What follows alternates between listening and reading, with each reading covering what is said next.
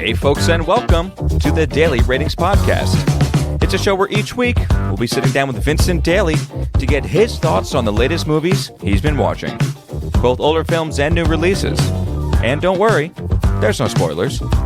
Vince will give a brief review of the movie, share some thoughts, and of course, then rate the film. The daily ratings are always fair, honest, and most importantly, they're consistent. On today's show, Vince will be rating and reviewing. We have a Ridley Scott director special here, folks. So we have from 1985, Legend. From 91, Thelma and Louise. We then have the big Gladiator, American Gangster, and finally, newly released, now in theaters, Gladiator II. So it is a Ridley Scott study here, folks. Let's see what Vincent Daly has to say about it. Stay tuned and enjoy the show.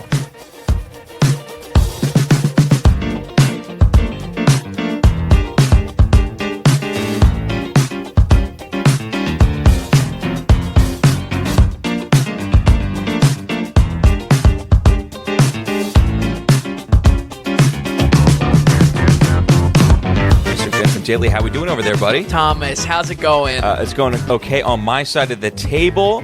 We foregone Wicked for a week. Yes, this was not the box office smash. Oh, yeah. Is that what they're calling it online? Well, it's like Barbenheimer was Barbie and Oppenheimer. And this is Click It. Bad combination. That just goes to show you how not good this is. Yeah. Big box office weekend, though. I mean, these were two big hits as far as it goes. This did relatively well. Oh, okay. But Wicked, like... What are the numbers I'm seeing that internationally this got a lot more, like... in the nine figures more. Gladiator you're talking about. Yes. Yeah, so Gladiator, basically it just, I believe, got released a little bit sooner than the States. So we got to see a global box office before our boxes came in. Okay. And apparently the fact that it made $90 million was a huge deal.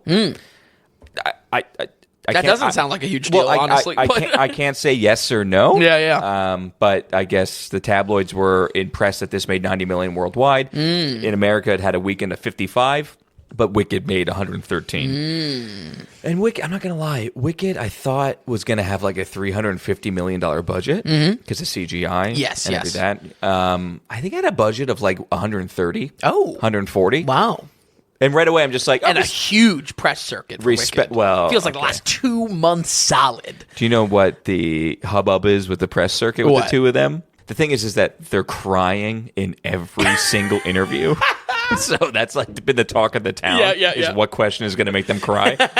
Anyway, the theater kids, it's all good. Yeah, right. But Gladiator II is back. It's been 24 years since the first one, and it's been getting so much buzz, and it had a relatively okay weekend. Yeah, I'm not going to say it was gangbuster. Like for Gladiator II, after how Gladiator 1 seeped into culture, it won the best. 5 Oscars. It won the best picture it won 5 total, and for the best picture in 2000. You would think it would have more fanfare than it actually did. Sure. I think it's more talk than it is, producing, I guess you could say. Yeah, true. Very true. But how was your week of Ridley? I was really, really happy with this week. This was a week. I mean, Ridley Scott is a director that I got no bones about shitting on. Yes, and at the same time, you love Ridley Scott. I want this. Yeah. We should set the table. Actually, this is the why I love this week so much is because it was like it reinvigorated some of my love for Ridley Scott. I said to myself, "Oh man, like." He really does do like some amazing movies and movies that I've appreciated so much over the years. But yeah, it's he does not just have the best track record on the podcast. Well, post 2008, he's a tough guy. He's tough. Yeah, and we've commented plenty. What was the best? I think you brought it up when we covered Killers of the Flower Moon or something like that. But Ridley Scott was doing promotion for Napoleon, and he gave shit to Martin Scorsese a bit. Okay. I think you said this because he gave shit to Martin Scorsese because he was just like, well, I don't know what the problem is. I've made 5 movies in the time that it took him to do one movie or something like that. It's like, no, that's not a good thing, right? Ridley. And our reaction is just like, look at what those 5 movies are, bud. Right. I think on the podcast we have covered now live, like as they came out. Yep. House of Gucci, Bingo. The Last Duel. Yep. The night movie. Yep. We've now covered Napoleon, and we're covering Gladiator II. Is that right? Yeah, I think that's about it. And then throughout the history of the podcast, we've definitely tackled, different things. We talked about this, the Alien sequels, G.I. Jane out of nowhere. I always forget that's Ridley Scott. He did that? Yeah. I had no idea. Even though the research I did this week, I got lost through the cracks. Yeah, and I think unlike our normal director 5 spots where it's kind of highlighting director writers because of like a specific vision, Ridley is just a director. He's a gun for hire in a lot of senses, when he's either being given a script or he seeks out the script himself. There's definitely a fine line, and I think that shows the quality variance there a little bit from film to film. That was kind of something I was picking up on, especially because I don't want to say I give less respect to people who just direct and don't deal with the writing. For instance, Gladiator II has been in production technically almost since Gladiator I ended. Oh, wow. There's been like a lot of different scripts written for it. I didn't know that. So the question, I have no doubt that he is hand to hand working with everyone involved in the project. But there is a thing where it's, well, how much do you really care about a project, or how much of your heart is in a project if you're not even mentioned in the writing credits? Sure. And that's what I've been balancing, where it makes me want to shit on him, but I know, but I know Totally. I shouldn't. I don't know. I get it. And I think it's I don't know. It's a love-hate. It really is. That's the only way to describe it. I think my hot take for the week is that Ridley Scott, his technical abilities to make a movie have not gone away, but like an old person's driver's license should probably have that movie-making license taken away from him. It's just like, it's seriously an issue for me because every new film that comes out is somewhat of a watered down version of what I know his legacy to be, what I know I love his movies to be. And frankly, I was, pleasantly reminded of how great that career is with some of the films this week. So, I say Ridley, Bobby, you got to stop pumping out mediocrity. You got to just like pump the brakes, give something more time to, germinate. And exactly what you said, 5 movies in 4 years is not a good accolade. I don't think that is a good one. It is quantity over quality for him right now. Yep. And would he say that? Absolutely not. But I think just the results bear themselves out. Sure. You did say one comment there that you said that you don't think his capabilities have diminished in any sort of way. I have seen diminished capabilities from him. Yeah. And I'm not saying like him physically, but what comes out in the final product. Sure. These things could have been better. So, for instance, even take one of the first, like early on, when we covered House of Gucci. I think if he was in the game like he was in the early 2000s or in the 90s, that movie would have been a lot better. Sure. Take the same exact movie, but when it just comes to the director, I think we would have got a better product. Sure. What's one thing that really stuck out to both of us? I can say right now, the music choices. Oh, okay, because interesting. they didn't fit the time frame, remember? Oh, with House of Gucci, right. There was songs playing where it's just like, was this even out during this time period? Yep. And I just think a director who was super involved would have been like, what is this? Get it out. Sure. Like, this doesn't fit. And I do think that there is a rushness to his properties. And have I talked about this before, where I think it's the BDM, the big director's machine? Oh, yes, you mentioned it. I forget what review you mentioned this. Spielberg or Scorsese. Yeah. When you get huge as these guys, Spielberg or Ridley Scott, Scorsese, whatever, you have developed a team over the years who, when every time a picture starts, you get together with your team, everyone has their direction, and then you go. Absolutely. The problem is it loses a certain personal touch to the guy who's at the top, which in this case is Ridley. Yeah. And everyone has their job. And you just kind of... here's the script. We do this now. Okay, this is in post. So everyone has their direction here. Everyone already knows what they're doing. They've done this for 20 years. And I think something is lost there. I think you can say that for Spielberg and for Ridley. And it's this big director machine that when you get in it, something of the art and I don't know, like the soulfulness. Does that make sense? Absolutely. I think there's really something to that. I think what you're kind of observing there is that it's the conflict of, is movie making business first and art second, or vice versa.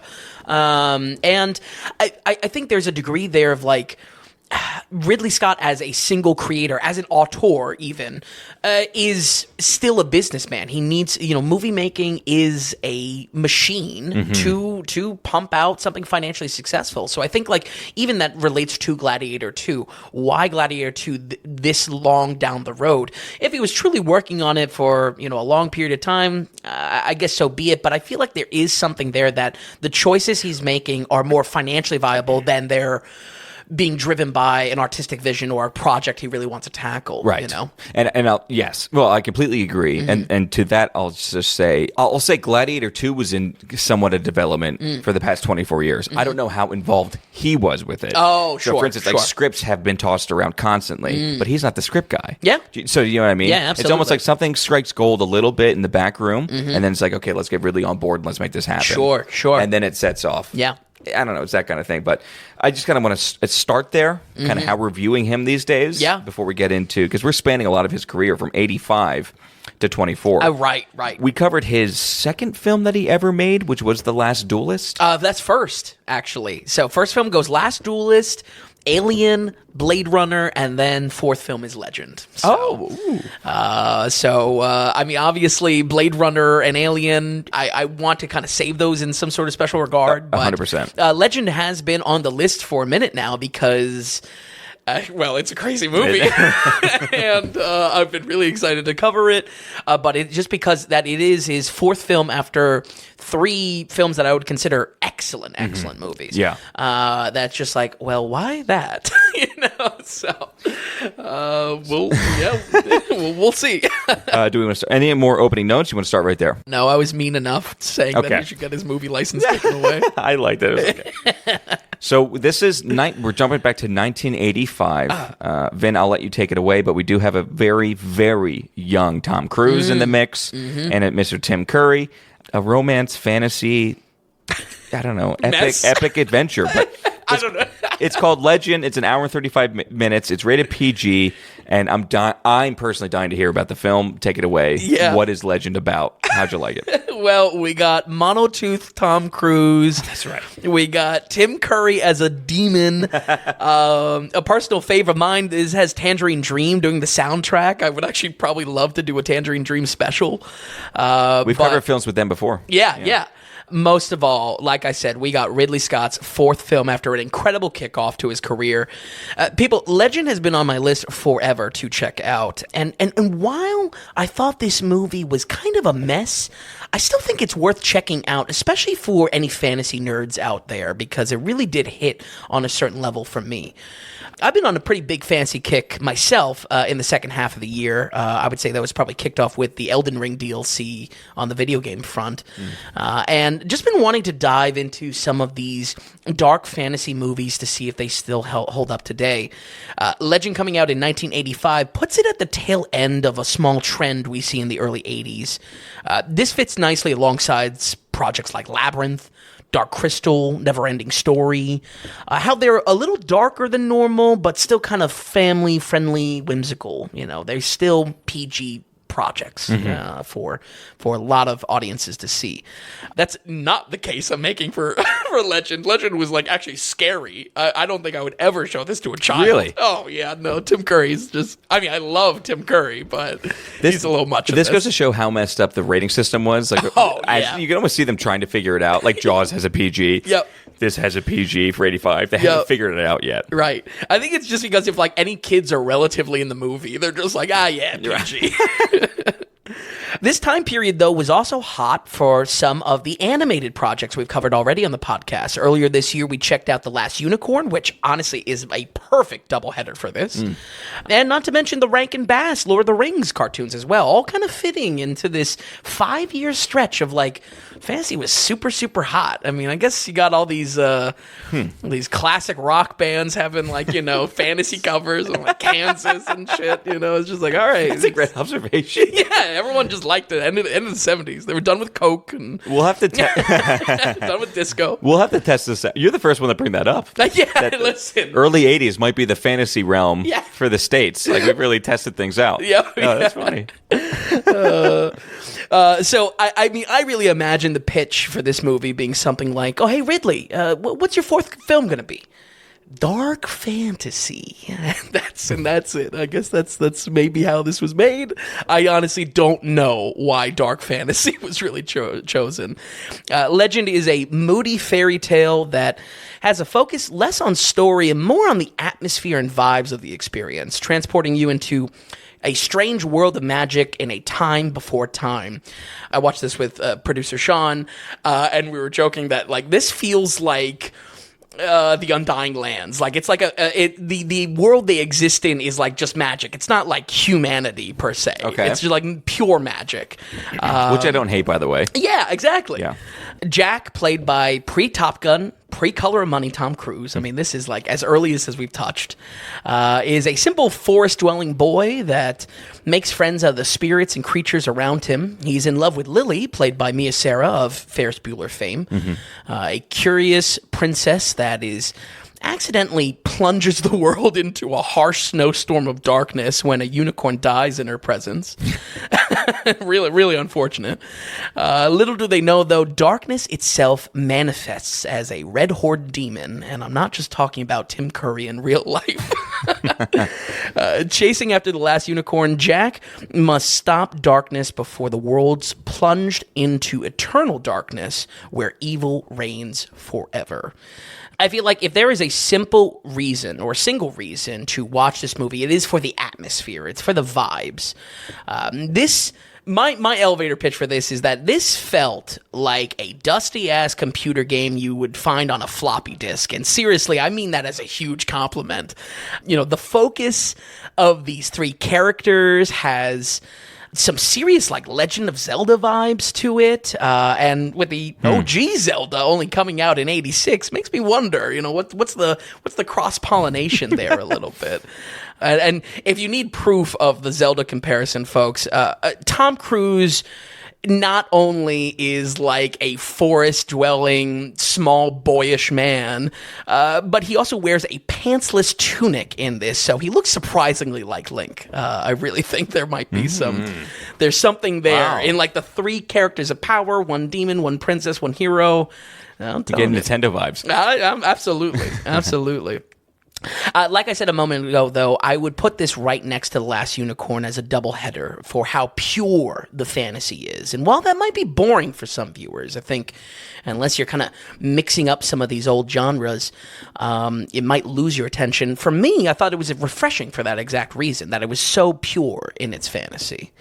The sets in this are outright insane, and while it's not at the, at a certain level of quality, it makes sense coming off of Blade Runner for Ridley Scott's previous film. There is a lot here that I would just simply call adventurous, in just like, whoa, you're really just trying to do some crazy set design, and so like submerged in its own genre. At any one time, there must be like 5 separate fans just blowing glitter or snow or bubbles or smoke. I mean, it is nonstop, Tom. It's just constant fans blowing. And I would say between the black lights and sparkled paint over everything, I would say the closest thing I would compare this to is like walking into like one of those like overpriced sword shops at a Renaissance fair. Oh, yeah. Like, we've been there together. Yeah, we've been in those shops. It's like one of those where it's just like, I didn't know so many black lights were back then. I'll never forget, by the way, I was so happy. We walked into a Renaissance fair sword shop once. I don't know if you were there. No, you were. Oh, were you there that day? That's right. And the worker, because they're all in character, and so they had Glamdring, Gandalf's sword. Yes. So I asked her to take Glamdring off the wall, and as I was holding it, I started giving a lecture and a speech about the sword, and she broke character because she was laughing. Wow. It made my day. It made my day. That's awesome. That's the Italy pizza day for you. Oh boy, and is that a story, folks? I'm gonna save that as a small hook. Yeah, that's 10 years down the road. We'll share that. Yeah, one. 10 years down the road, we'll share the Italy pizza Renaissance fair. So one quick question about these sets here. Sure. Okay, super fantasy. They feel like fantasy, otherworldly. For a 1985 Ridley Scott movie, does it feel like we're on a sound set, or is Ridley transporting you into a different universe? That's where I would almost compare it to original Blade Runner. Yeah, it's maybe old. You can say it's just like, all right, this looks a little bit old, but there is such a, I don't know, it's at a level of just like, wow, he's really going into this. Like, this is doesn't feel like anything outside of its own genre. Okay, you know? So because we're going to be watching Wizard of Oz, the original Wizard of Oz next week, and doing some research on that and watching some clips before I actually watch the movie, you can tell where, like, let's say you're in the woods, the first line of trees is in the studio, and then the ones behind that is like a painted wall or something. You know what I mean? Like, you feel that you're in that sound studio. You feel like you're on a stage. So this is at least going a little bit further, where it's immersing you that might actually feel unworldly. Not that you're on a play or a soundstage in New York or something like that. Right. And I think that maybe the bridge there is that, like Blade Runner, there's a lot of darkness used in the film, and that just goes so far. We've talked about it constantly with VFX and Jurassic Park, what darkness can do to, kind of future-proof visuals like that. So I think that's where this kind of fits in that vibe. Okay. I do, however, think the quality of the effects are pretty great. And look no farther than Tim Curry himself. I mean, the ham is beyond belief, and he 100% makes the movie. There's a scene where he just laughs so evil and so deliciously villainous. I mean, it might be worth the watch just for Tim Curry alone. I really think that's where I'm at with this film. What if I single it out in the podcast and just play it so people get to, then they don't have to listen. Right. or watch the whole thing. They don't have to. Yeah, maybe the recommendation is a quick YouTube search.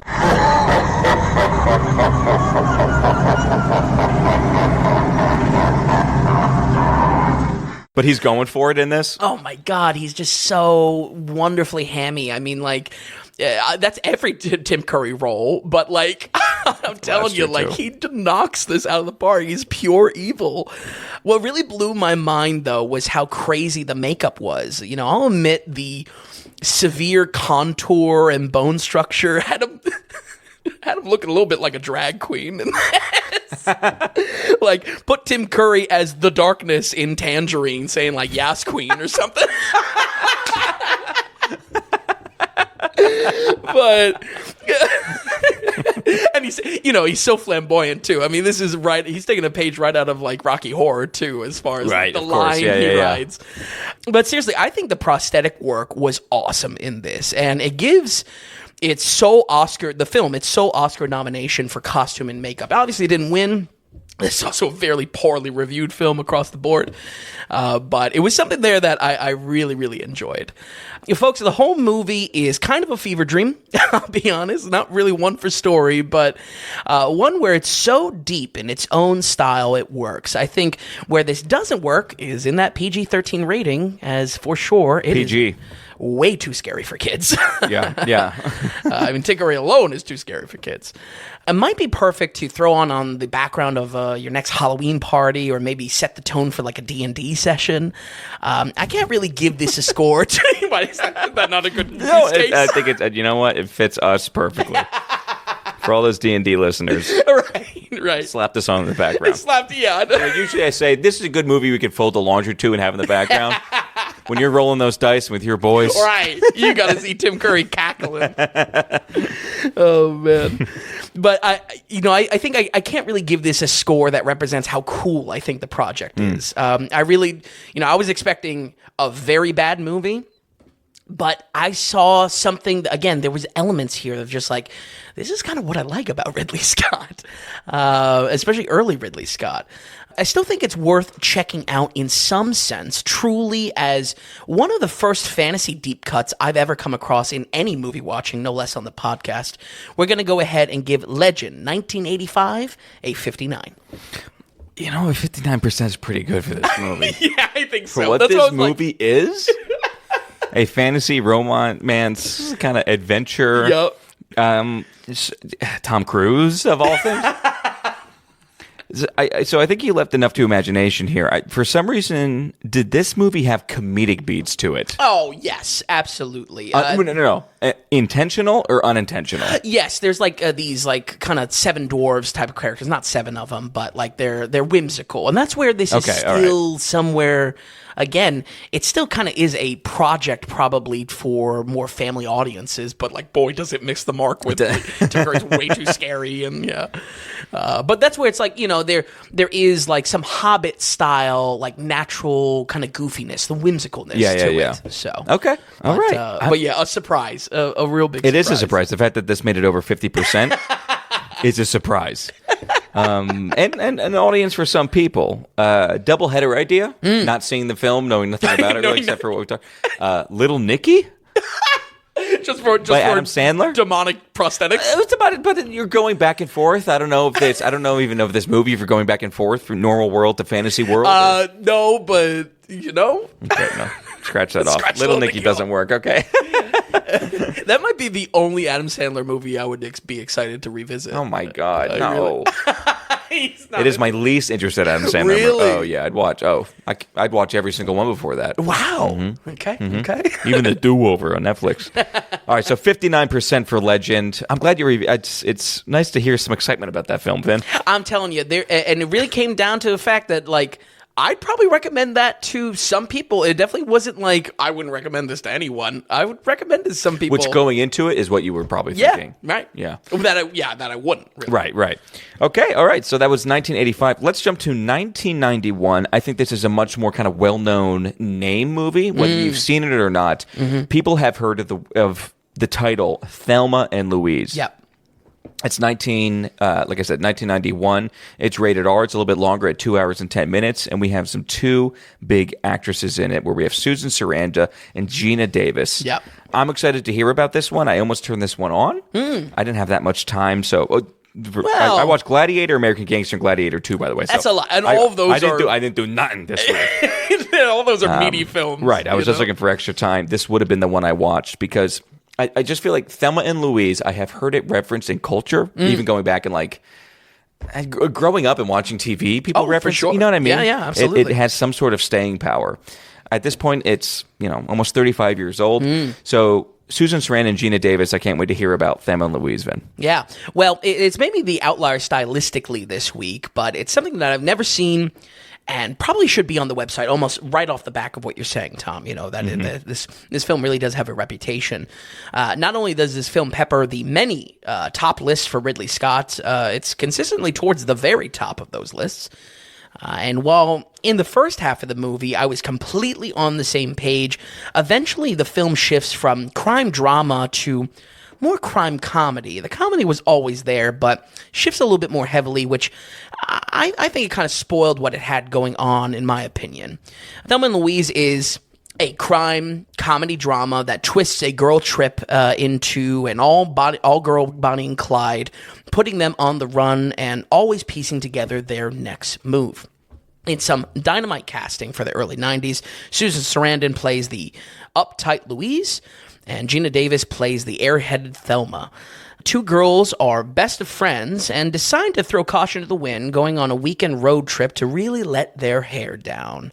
After a night on the town goes wrong, however, the two are on the run from the cops, in panic mode and just trying to slap together a plan. Harvey Keitel is the law on their trail, and while he might not fully suspect them yet, he knows there is a deeper story to uncover on why the two girls are bolting to the Mexico border. Closer they get to that border, the more reckless they get, going from two girls out on the town to something they wouldn't even recognize if you showed them.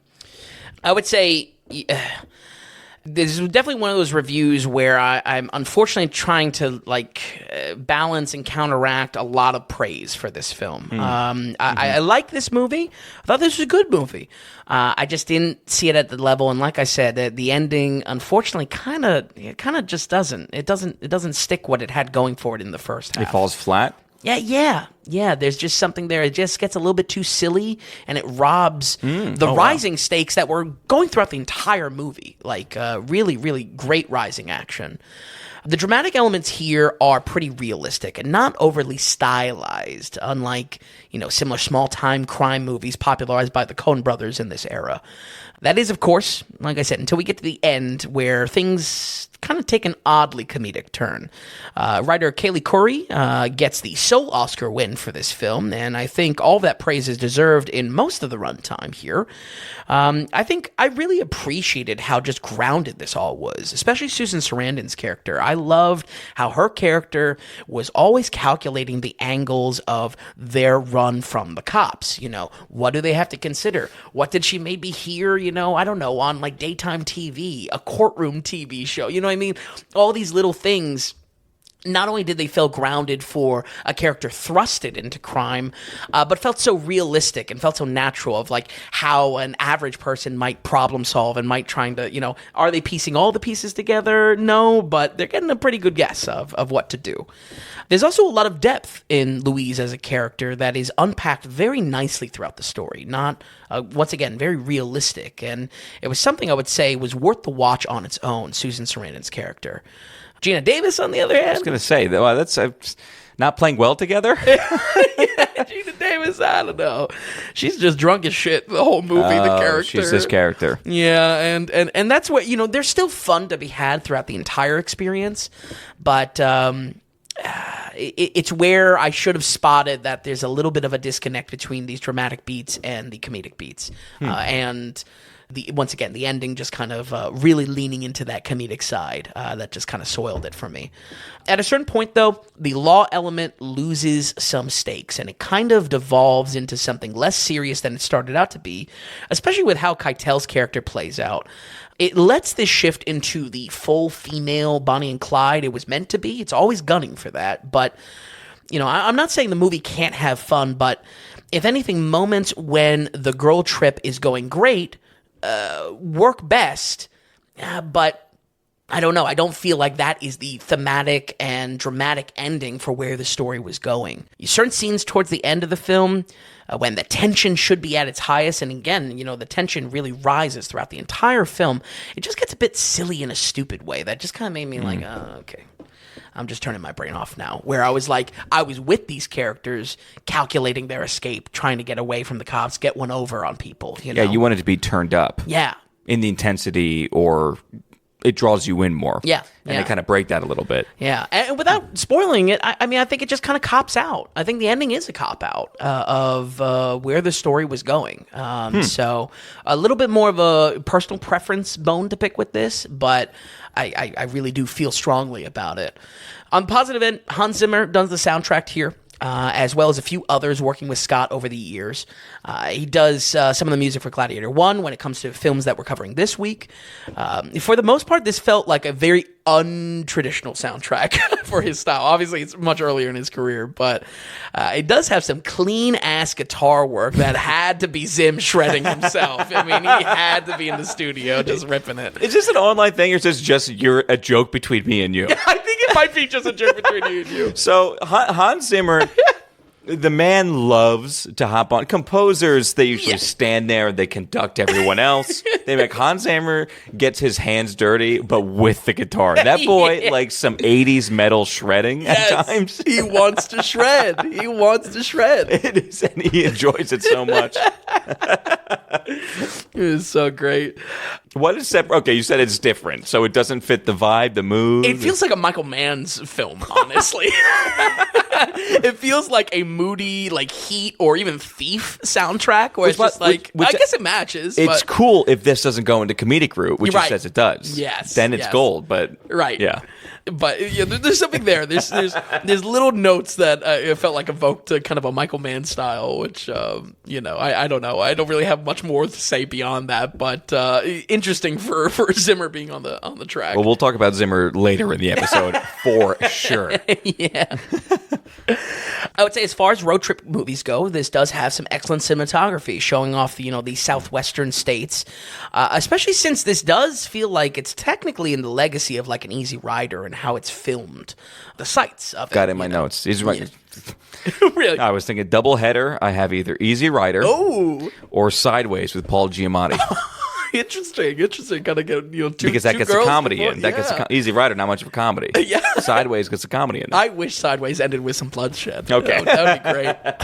But I see what you're saying. Road trip across America. Yeah. There's something to it there. Adrian Biddle, I believe, does the camera work for this and focuses a lot on symmetry, whether it be like telephone poles as they're passing, kind of middle America, or cars kind of creating interesting depth to the shots.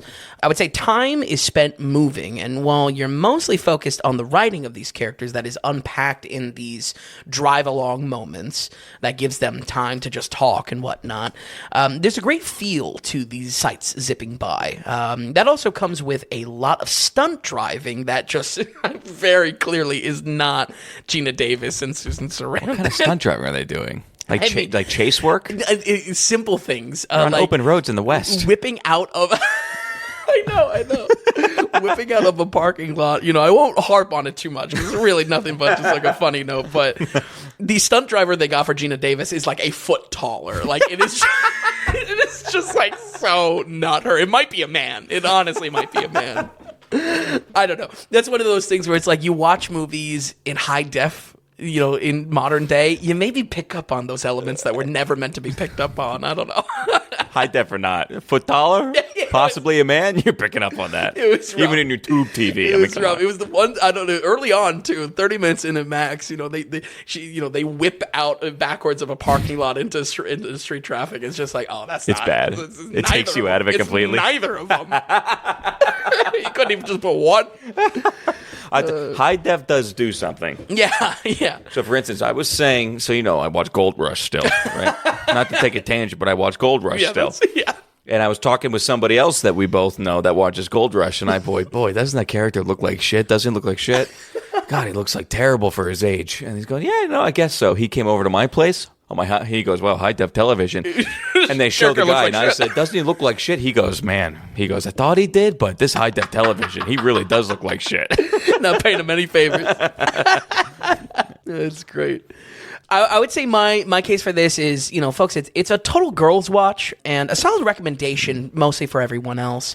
Again, it's the shift into a less serious story that just robbed what I personally felt was just the strongest aspects of earlier in the film. Again, it's because of those deeper motivations and trauma that is unpacked in such a realistic way in this, and deserved of even the legacy of this film. It just comes down to just like, the ending itself just kind of spoiled things in a serious way for me of what it was building towards. But it is still filled with plenty of moments that could be considered career best for both of our lead actresses, and worth being among our director's best lists for how unique it is to his other films. This really does stand out, and like I said in the very beginning, why it's an outlier, but why we're also covering it this week. We're going to go ahead and give Thelma and Louise 1991 a 69. Okay, 69%. I mean, it's still not a bad movie at all. I think pretty good for the most part. It's just tough. There is something there that I think as simple as one point is, that ending is keeping me away from knocking it even much higher. Even much higher, yeah. But still, 69. I mean, if you're new to the podcast, 69 is a good score. That's a good movie right there. Would you say? Well, first of all, I was a little bit shocked at the length of it. Did it feel too long? No, I don't think so. At 2 hours and 10 minutes. I think there's something there that's just like I was enjoying all the time, and again, you were along for the ride. Absolutely. Because these moments, these road trip moments, they're used strategically to unpack the psychology of our characters. Why are they so eager to run? Oh, okay. That's a good point. There's something there. There really is depth there. And other than that, did it feel? Can I put on the site under genre Western? Was there something Western-y about it? I'm glad you brought this up. I don't get that at all. And okay, all right. I think in comparison to the two of us, I'm definitely a little bit more open to calling things modern Westerns, yes. Even though they're not, six shooters and stuff. This, I don't get that. Bonnie and Clyde, absolutely. Not, I don't know. Yeah, what did it have on some Everybody of the sites? says it's a Western. Everyone tags it with part Western. I mean, other than the locale, other than some line dancing, not a Western. That's why I asked the question, because I just wasn't buying it. Yeah. I'd more eagerly call something, well, definitely like Hell or High Water, a modern Western. 100%. Yeah, absolutely. You know, it's similar in the crime. I would almost even call like Sicario 1 closer to a Western. You know what I mean? In how it's like, if the locale is driving that genre, Yes. then, you know, yeah. Okay. All right. So 69% for Thelma and Louise. Not bad, really. I mean, honestly, for... Yeah. And just maybe not the huge hype, like we both said. This movie has stuck out in history, you know, as everyone knows the name. Yeah, and I at this point, I wouldn't be surprised if a lot of people haven't seen the movie. You still know the name Thelma and Louise. Yeah, you don't know what it means. You don't know why it's a thing, but you know it's a thing. Yeah, 69%. But like I said, that's a good movie right there, folks. We're gonna do typically. I mean, we go in order here. So Gladiator is next. We're gonna go into American Gangster because we're gonna do the Gladiators together, so we can do 1 and 2 butchers up against each other. So 2007, in my opinion, this is one of the better, not possibly the best, but close to one of the best years in all of cinema. In my opinion, dynamite year. I think that this film gets overshadowed and forgotten about for the very reason that the two names at the top of the year is There Will Be Blood. There Will Be Blood and No Country for Old Men. Yep. Huge films, both similarly looked at each other. We did a whole, I mean, we talked about that film a lot in the special. But this film came out in the same year, and Josh Brolin is also in this movie. It's so true. The movie's called American Gangster. Like I said, I watched it. I'm excited to get into it, Vin, so let's just take it back and forth.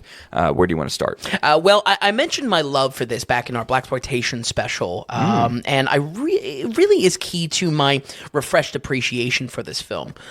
Full transparency, folks, this is on the site, an 85. I consider this a must-watch, and I feel like the challenge of all these movies, you know, 80 and above, coming back to them and seeing if, you know, my opinions stick, and kind of what I have as well in an appreciation of it growing, you know, now doing the podcast.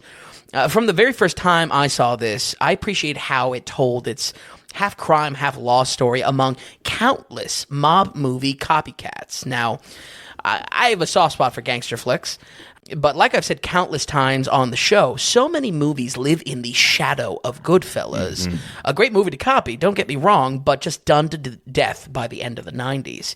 This, on the other hand, feels distinctly inspired by rougher, less polished films of the 70s. And after dedicating a whole special to those type of movies, I have a lot more appreciation for what this pulls off on its own. American Gangster is one of those 3-hour mob epics that you love to see, but unlike a lot of those movies, earns its runtime with a simple but effective split story between characters that aren't too different despite their line of work. Probably one of our only secret Thanksgiving movies. I don't know what would. Ooh. Oh well, we covered Thanksgiving last year, so I guess that's a Thanksgiving movie. There actually are. There are some Thanksgiving films, but good subgenre to start thinking about. Yeah. Turkey Day compilation on the site. The death of the magnanimous Bumpy Johnson leaves the Harlem crime families of the 60s in disarray.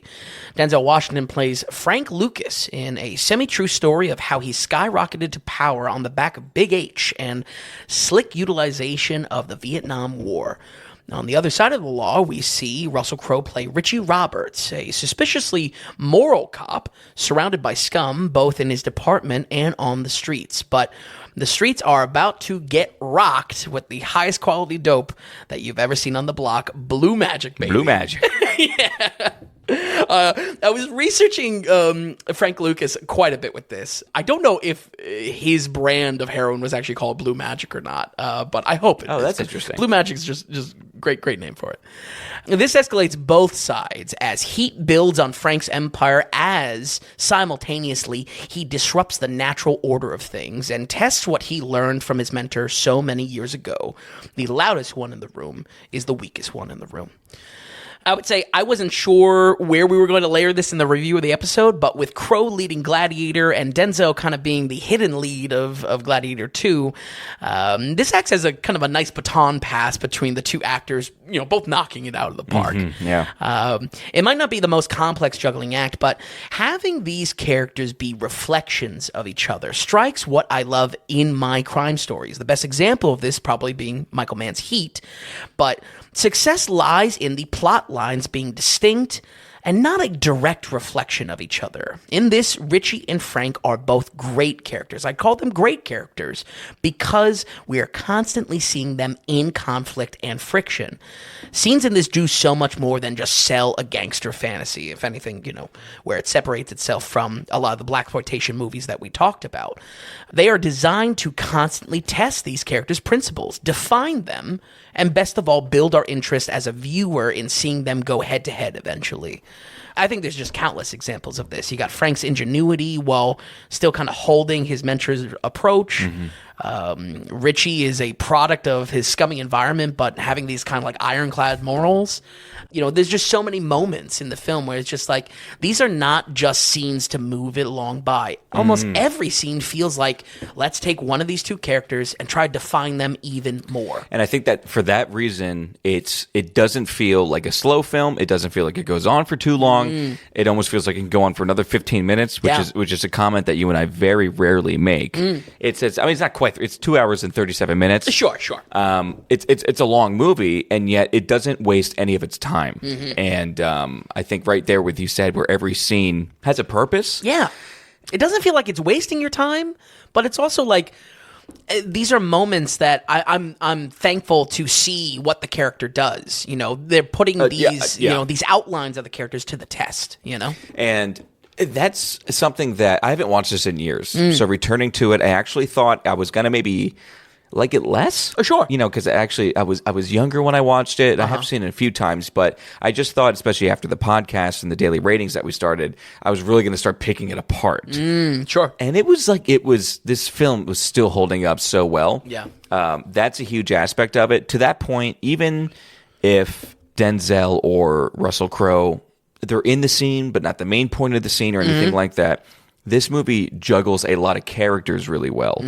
And the fact that you have so many different players in this film and you don't feel like it's wasted or they're throwaway characters, they give importance to the characters that you might not even see that much. That's a very difficult thing to do. And that's every single scene having a purpose and working its way out. Yeah. And they just do such a good job here. I think in lesser hands, this movie would have a lot of cuts to it. Sure. And it would be like back at the ranch thing. Yep. So you just have, what's Denzel doing? Okay, well then what's Crow doing? And then what's Denzel? What's Crow doing? And what you actually have is two really solid developing stories that you can switch in and out of and feel that you're getting a depth in each of them. Yeah, and also are in like direct context to each other, too. Yes, absolutely. So much of this feels like a game of just like each side inching a little bit farther. And yeah, absolutely, I agree with that. And do you know what I mean? Where it could be sped up? I mean, there's some stuff that you watch where the edits are just like, what's this guy doing? This guy, this guy, this guy. And it feels shallow or vapid that we've been seeing lately. Yep. And I think it just goes to say what we've been kind of touching on, which you're paying attention. Yeah. You care about what's happening on screen. You're not just waiting for the next thing to happen. The unfolding of this entire story, it's super good to watch. Oh, yeah. In So fact, good. there's elements at the beginning of the film I enjoy more than the second half of the film. Really? Interesting. I love when he starts setting up his family Yes. a little bit, and Yes. his mom comes. Hey, whose house is that? It's your house, Mama. There's something really electric in those scenes. Yeah, absolutely. And yet, like I said, it just goes to show you how well it holds up. Yeah. The fact that it still enjoyable. just hits, and you know where it's going, too. Completely. Yeah. Absolutely. I'm with you. I mean, I have so many scenes I love in this movie, and I think just like after an hour in, it's like nonstop. Like you said, Frank bringing up his mom to give her the mansion, that's like been like a dream of mine in real life, but it's just like such a great scene. I love her reaction to, that's your house, That's Mama. my She house. claps her hands. It's so good. It's so great. Richie pulling together like his crack team is just such an exciting and fun way to kick off that second act too. Like that's where it's like my appreciation of the film is that there are just so many little beats of tension that it's not necessarily switching it up entirely, but switches it up enough that you're keeping your attention. You're really you're really hooked to this movie. It might take a few more years until Idris Elba gets his big break acting, but I will always remember him as 20%. A great scene in this. Maybe my favorite line out of Josh Brolin's mouth is, when was the last time I was in Jersey? Let me think. Never. It's like, yes. Yes. That's Brolin. everything. I told you I forgot he was in it. Yeah, right. And he's like a big character in the movie. Right, absolutely. And maybe the best line out of the whole film is, "That's $25,000 alpaca. Oh, You blot that shit." I have said that in real life. I have yelled at someone, them not knowing the quote, but me explaining afterwards. But what a great! It's such so a good. good. Oh god. Oh man. Real quick, to your point, I just want to touch on that real quick. Well, first of all, The Wire. Was Idris Elba a thing with The Wire already? I think so. I've actually never seen The Wire. Maybe that robs some, that robs some cred from me. But there's one thing, TV guy. There's one thing I noticed about the movie, which kind of, it's fun to have perspective almost 20 years later. Yeah. You look at Russell Crowe's crew, and then you see, and then you see Denzel Washington's crew. Yeah. 20 years on, you would be like, wow, I can't believe that guy was in that movie. That guy was in that movie. Denzel's crew, everyone is a recognizable face. Yeah. Russell Crowe's crew in real life, I never see these guys ever again. Even like the main commissioner or whatever at the desk, his boss. It's just like, that guy was great in this film. I never see him again. Denzel has all the guys that remain. Yeah. Like Common is in it. Yeah. I mean, it's just funny. I know. Because you would think you would be seeing a lot of these guys, and this would be, I don't know, a kickoff, a touchstone. Yeah, where you can go back absolutely. and be like, oh my God, he was in this. Yeah, like a Nathan Fillion and Band of Brothers. Sure, absolutely. But yeah, there's something to it. It was just like, I don't know. There's that factor of just like, wow, everyone is just killing it, and I think that's also what's so enjoyable about. We're basically in two lanes for Richie and Frank, and then as they both grow their sides, as they both kind of escalate things, this is not just filler. All of it is now we're seeing them in leadership, and we're seeing how these strong characters now kind of rally people around their ideas. It's just great. It's really great. Folks, I did a lot of reflecting on what makes this a must-watch for me, especially since it feels like the hype for this has gone down quite a bit since 2007. I really think it comes down to that pacing, though, and how a huge runtime melts away. The little spikes of tension that are all layered throughout the film help switch things up so much, and before any one moment gets too stale. And I'm not saying that the switch up is drastic, that we're switching genres, but there are things to reset the hook in you to keep you paying attention and keep you interested, especially when we see each side growing. Like I just said, it's entertaining to see Frank's crime organization grow. It's entertaining to see Richie pull together his team, and these little switch-ups work so well together because they're always in context to one another. That escalation is what makes that long runtime worth it. For me, it is a fun game of seeing how Frank can outsmart everyone and how the factions of other gangs, cops, both good and bad, slowly close in on his empire, becoming too large to handle. All of this is no doubt related to the writing, which has its roots in an article written about Frank Lucas called The Return of Superfly, a nice, interesting tie into into Superfly and what that was, the real world inspirations of that. But this is where I was saying, like, I think there's a great week for our boy Scott. I think Ridley's filmmaking is what makes this so great, because it's always adding in a new piece to that game, and most of all, it's always testing the outline of these strong characters. Like I said, this maintains its score, maintains the must-watch. American Gangster 2007 gets the well-deserved 85. 85%, a must-watch, folks, and for good reason. I mean, man, did you feel the need to budge this at all, or was it sitting pretty at 85? No, but I'm with you. I kind of expected maybe to like it a little less, right, just in context of it. We just watch so many movies now, like. It's undeniable to say my palate has changed. You know what I mean? What I tear apart. What I'm mean around. Has it? I don't know. I don't think the palate's changed all too much. Yeah, okay. I don't. But I just think that, I think, and this is what I say back with the daily ratings, stuff that you've rated almost 10 years ago holds up still most of the time. is that you have an inert feeling inside of you how you feel about a film. Sure. I don't think that has changed. I think the way how much we need to get into a film and pick it apart and analyze it has changed, and the ability to go through a film has changed. But your internal feeling of, is this worth a watch? Did I like this or not? Has always been there. And the execution of that. Right. Really, that feeling just boils down to, like, is this well done or not? You know what I mean? Maybe that's not the most analytical, but that is the There's heart of it. something there, yeah. Yeah. 85%, huge score. Yep. Again, like I said, if there are new listeners, we always say 65% is a good movie, 75% is a great movie. And if you're hit that 85% mark, that's really like a must-watch. Any audience ought to sit down and watch this because there's enough there for you, basically. Yep. Yeah, I've got no issues with this. It was so great. I've been meaning to watch this for months, not even knowing that we were going to do this episode. And I almost watched it a few weeks ago just to watch it, and I didn't. I'm glad I didn't. Yeah. Now that we did this. Absolutely. And had a blast with it. I was totally expecting to pick it apart or just be like, oh, this didn't hold up, this, that, the other Sure, thing. I'm with you. Loved it. Loved seeing familiar faces and loved seeing a great Russell Crowe. Yeah, absolutely. You know? Absolutely. That was actually kind of really nice. So 85% for American Gangster. Let's go on now. So we'll jump back into the year 2000. This is Gladiator. Everyone knows the film. Everybody still quotes the film.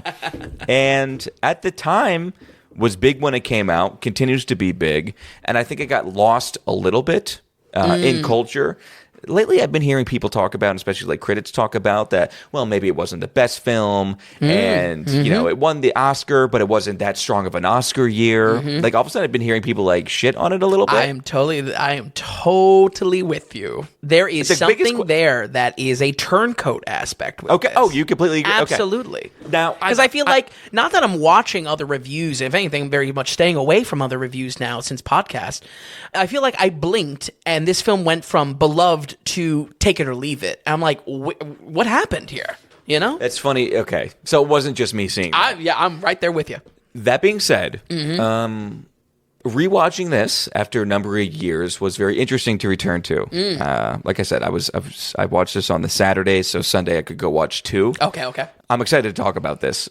Get into Gladiator. The good, the bad, what holds up, what doesn't. But 2000 Gladiator. And if it wasn't for, I'll just start with this.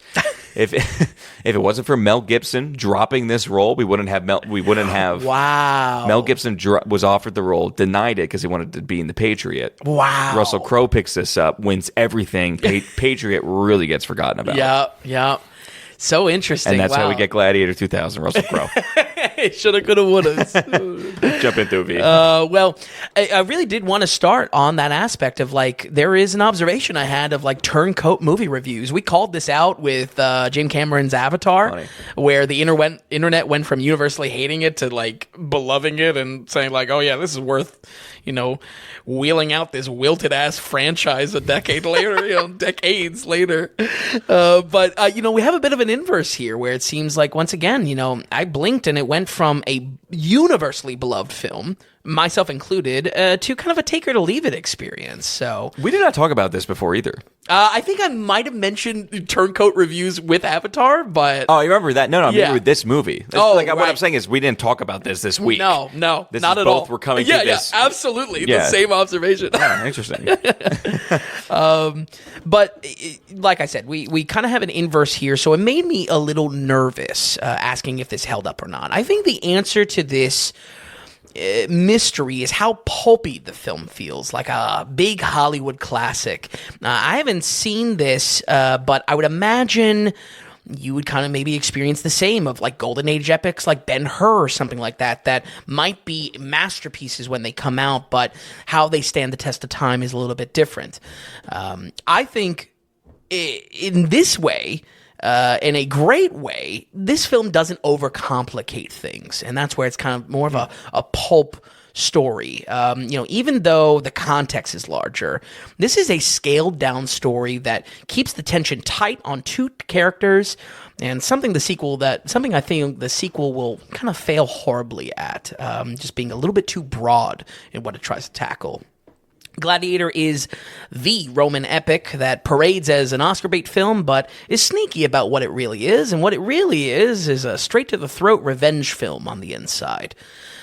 We follow Maximus Decimus Meridius, generals of the North. No, I was going to do the whole thing. But a Roman general of immense renown, played by Russell Crowe, who at the start of the story is fixed by the emperor's side. The great Marcus Aurelius has been on the warpath for some time against the barbarians, but grows weary in both his bloodthirst and age. Through intrigue and manipulation, many eye the emperor's seat of power, most of all his snake-like son, Commodus, played by Joaquin Phoenix. Through a betrayal that would corrupt the heart of Rome itself, Maximus is falsely imprisoned to prevent him speaking out against the transition of power. And now thrown into the slave trade and left for dead, he must find a way back to the top of the Roman hierarchy once again through all the brutality of combat he wishes to leave behind. I would say, folks, there are a lot of aspects I was reflecting on returning to this film, but at the very top is how the 2000s were just no stranger to just excellent battle sequences, particularly ones that hold up to the test of time. All that is to say, holy shit, how good is this first scene? Like, how good is this conflict with the barbarians? Like, wow.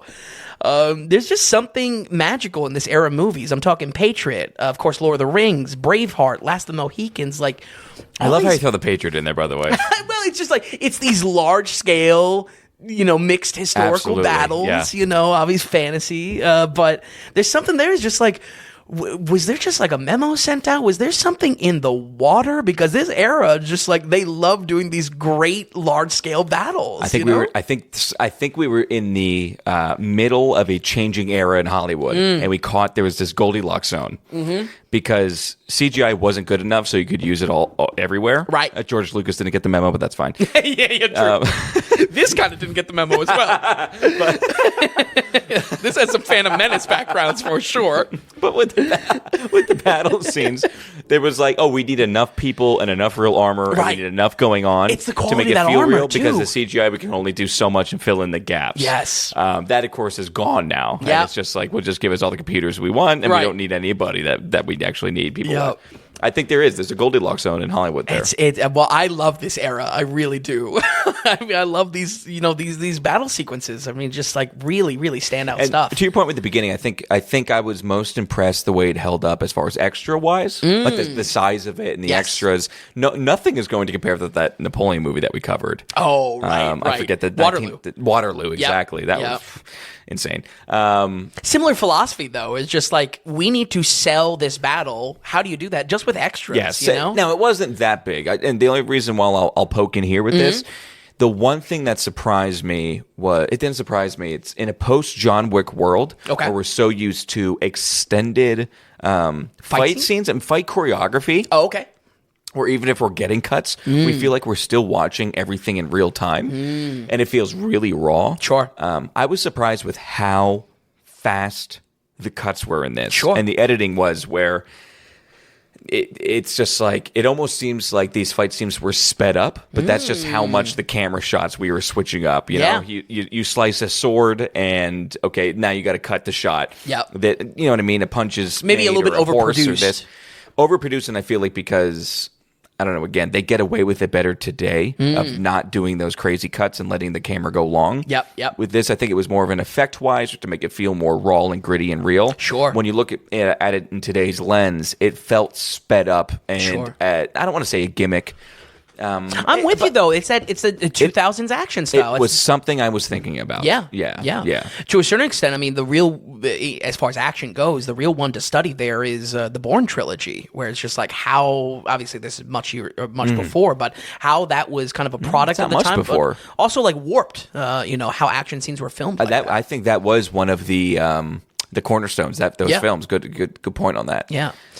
For me, it's the background CGI. Like the backdrops of this, it really does feel like Phantom Menace a little bit, where it's just like a little harsh, but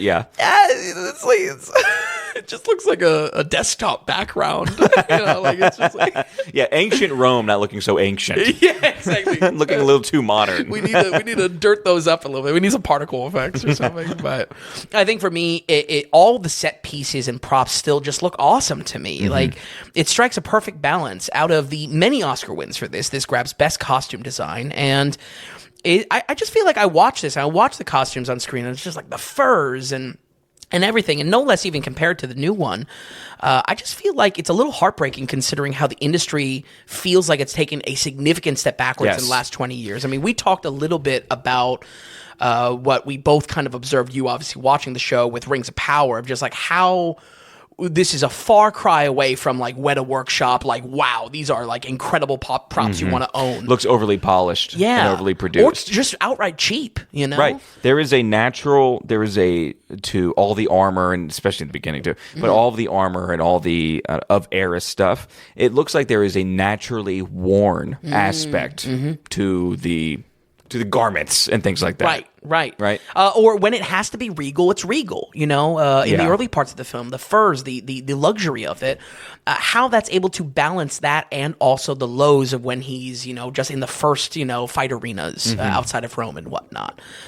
It's that balance, and again, that's a little bit, you know, that type of prop deep dive, a little bit beyond what I want to focus on for, you know, any type of review. But there's something there that I'm just like, this is a little heartbreaking of like how we've stepped away from this significantly, it feels like. Yeah, and that's why it is maybe, I don't know, we're picking it's here, but it's important because I know it was what takes you out or into the film, you know, or what makes an impression on you. This made an impression apparently on the both of us, where how good it looked compared to today or something like that. I mean, it is a thing that should be mentioned because, boy, they really do action scenes differently back then. Where maybe it looked better, but again, I was not a fan of the editing. As it just went on about. But yeah. I totally agree with that. Yeah, I guess also, like, look no further than the variety of helmets, like, historical or not. Like, these helmets are badass. Like, this is the type of stuff that populated those magazines that would sell prop replicas. I mean, like, I feel like this is also that era, the punted out. Spent years looking at those things. Yeah, right. As the Colosseum fight scenes go on throughout the film, though, they might be scaled down to what's happening on screen, but I feel like the realism and stakes are not lost. Compare this to its sequel, these action sequences are, you know, all certainly payoffs in how they work in the film, but are far from the only thing the film has going for it. The Roman intrigue is present in both of these movies, but like all things, it's just so much better because the focus is up close on, once again, that chewy revenge plot center that I mentioned. It's stripped down. Despite that this feels really grand, it's really simple on the inside, and I'm saying that as a big positive for this. Yes, this is a big historical epic, but I cannot stress enough, it is the backbone of this rivalry between Maximus and Commodus that makes the story great. By far the biggest hole the sequel falls into is muddying this dynamic with, you know, both additional characters, but also a larger scale concerned with the fate of Rome itself. These larger aspects are certainly in play in the original. You know, you have Roman senators, you have the fate of Rome being, you know, the transition of power here. But it's always geared towards amping up this rivalry somehow that is beyond personal. That's where the stakes are coming from. And I feel like for the sequel to confuse that and make it about, I don't even know what. You know, I mean, I just feel like, I don't know, if anything, strip it down, like make it more simple. But I don't know, that's maybe the burden of a sequel needing to be bigger and badder when it comes back, no less, you know, decades later. I frankly could go on and on of how the sequel fails in the ways that the first succeeds, but don't worry, I'll get to it. Something seriously missing from most of the characters in the new one is, I feel like, some charm without sacrificing those stakes. What I mean by this is how to see the characters' body language and how they communicate in the role without saying a single word, you know, without a single word being spoken. Russell Crowe earns his presence on screen because of this, like, natural respect of those around him. That doesn't mean we can't have moments of brevity. There are still plenty of lighthearted scenes in this that, you know, especially like the brotherhood of the gladiators and whatnot. This is all rarely earned in the film by dialogue alone. The quality of writing in the speeches is only one side of the coin. There is something communicated visually, either through the acting or Ridley's filmmaking, that finishes the picture of our hero. I would say the same can be said in reverse for Joaquin. You know, there are certainly plenty of moments where his words sell you on how much of a snake scumbag this character is, especially like, you know, like some dicey, you know, old-fashioned incest stuff. But more often than not, we learn about the most, I would say, about Commodus in his emotions that are shown but never said aloud, in his reactions without him having a comeback or anything like that. His very emotional, Right, but his pouting, basically. He exudes it off screen, though. Yeah. It doesn't need to be said always. Yeah, and that's where it's like, again, I have a lot of respect for this, that, the writing is certainly good. It's those rousing speeches. It's the Braveheart speech, basically. Yeah.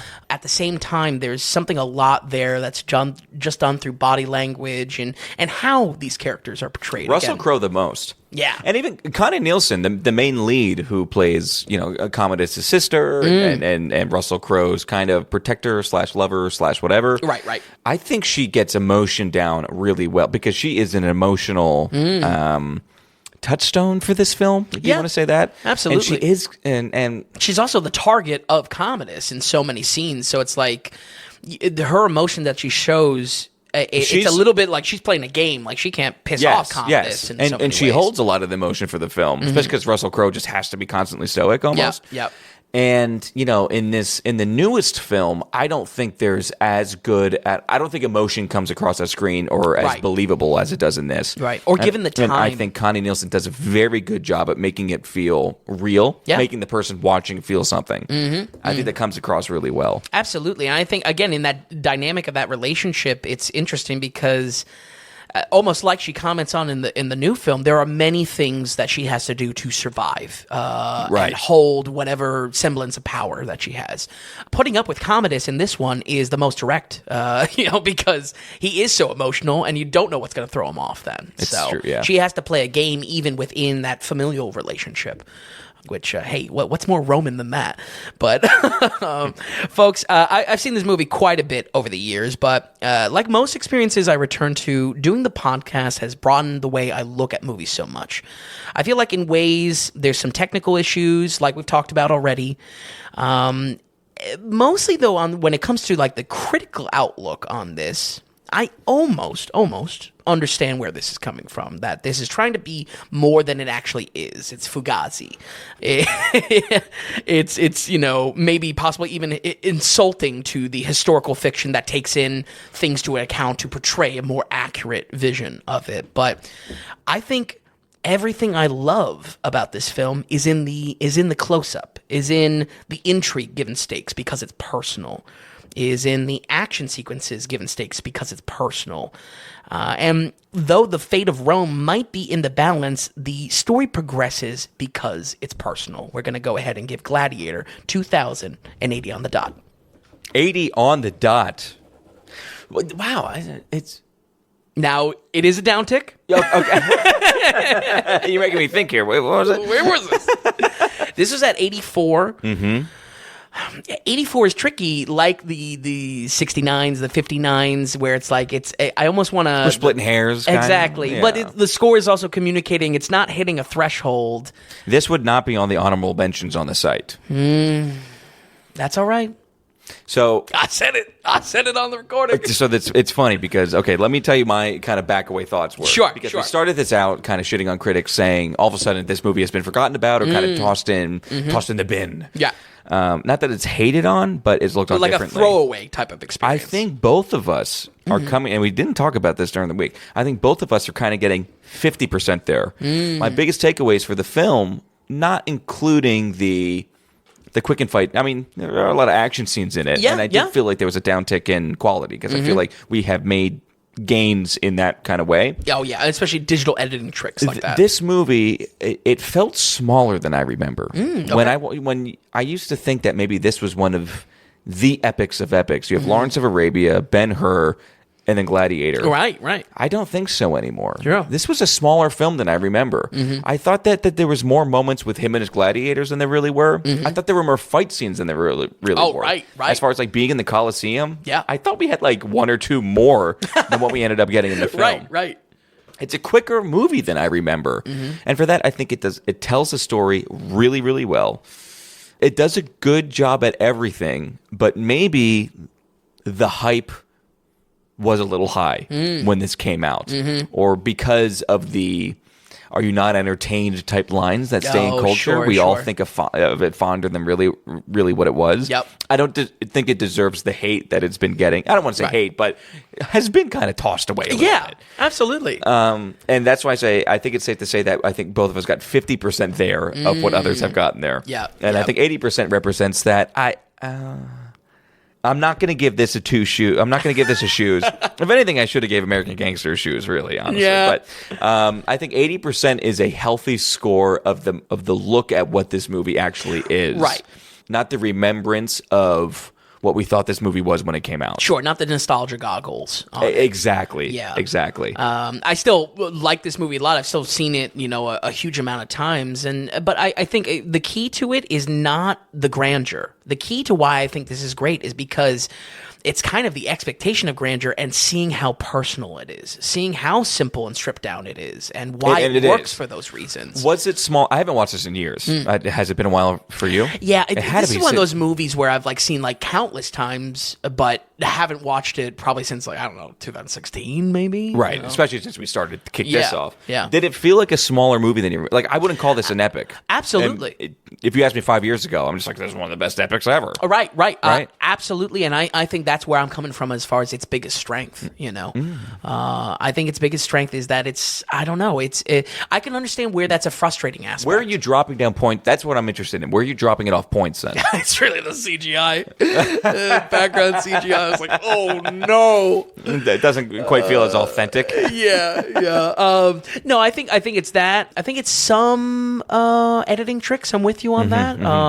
Also, just didn't love the heavy uses of digital blue whenever they need to communicate nighttime. Like he has his the wheat field visions, and it's just like okay. There's things that make it feel like 2000 a movie, a 2000s movie. Yeah, the old Conan bit in the year 2000.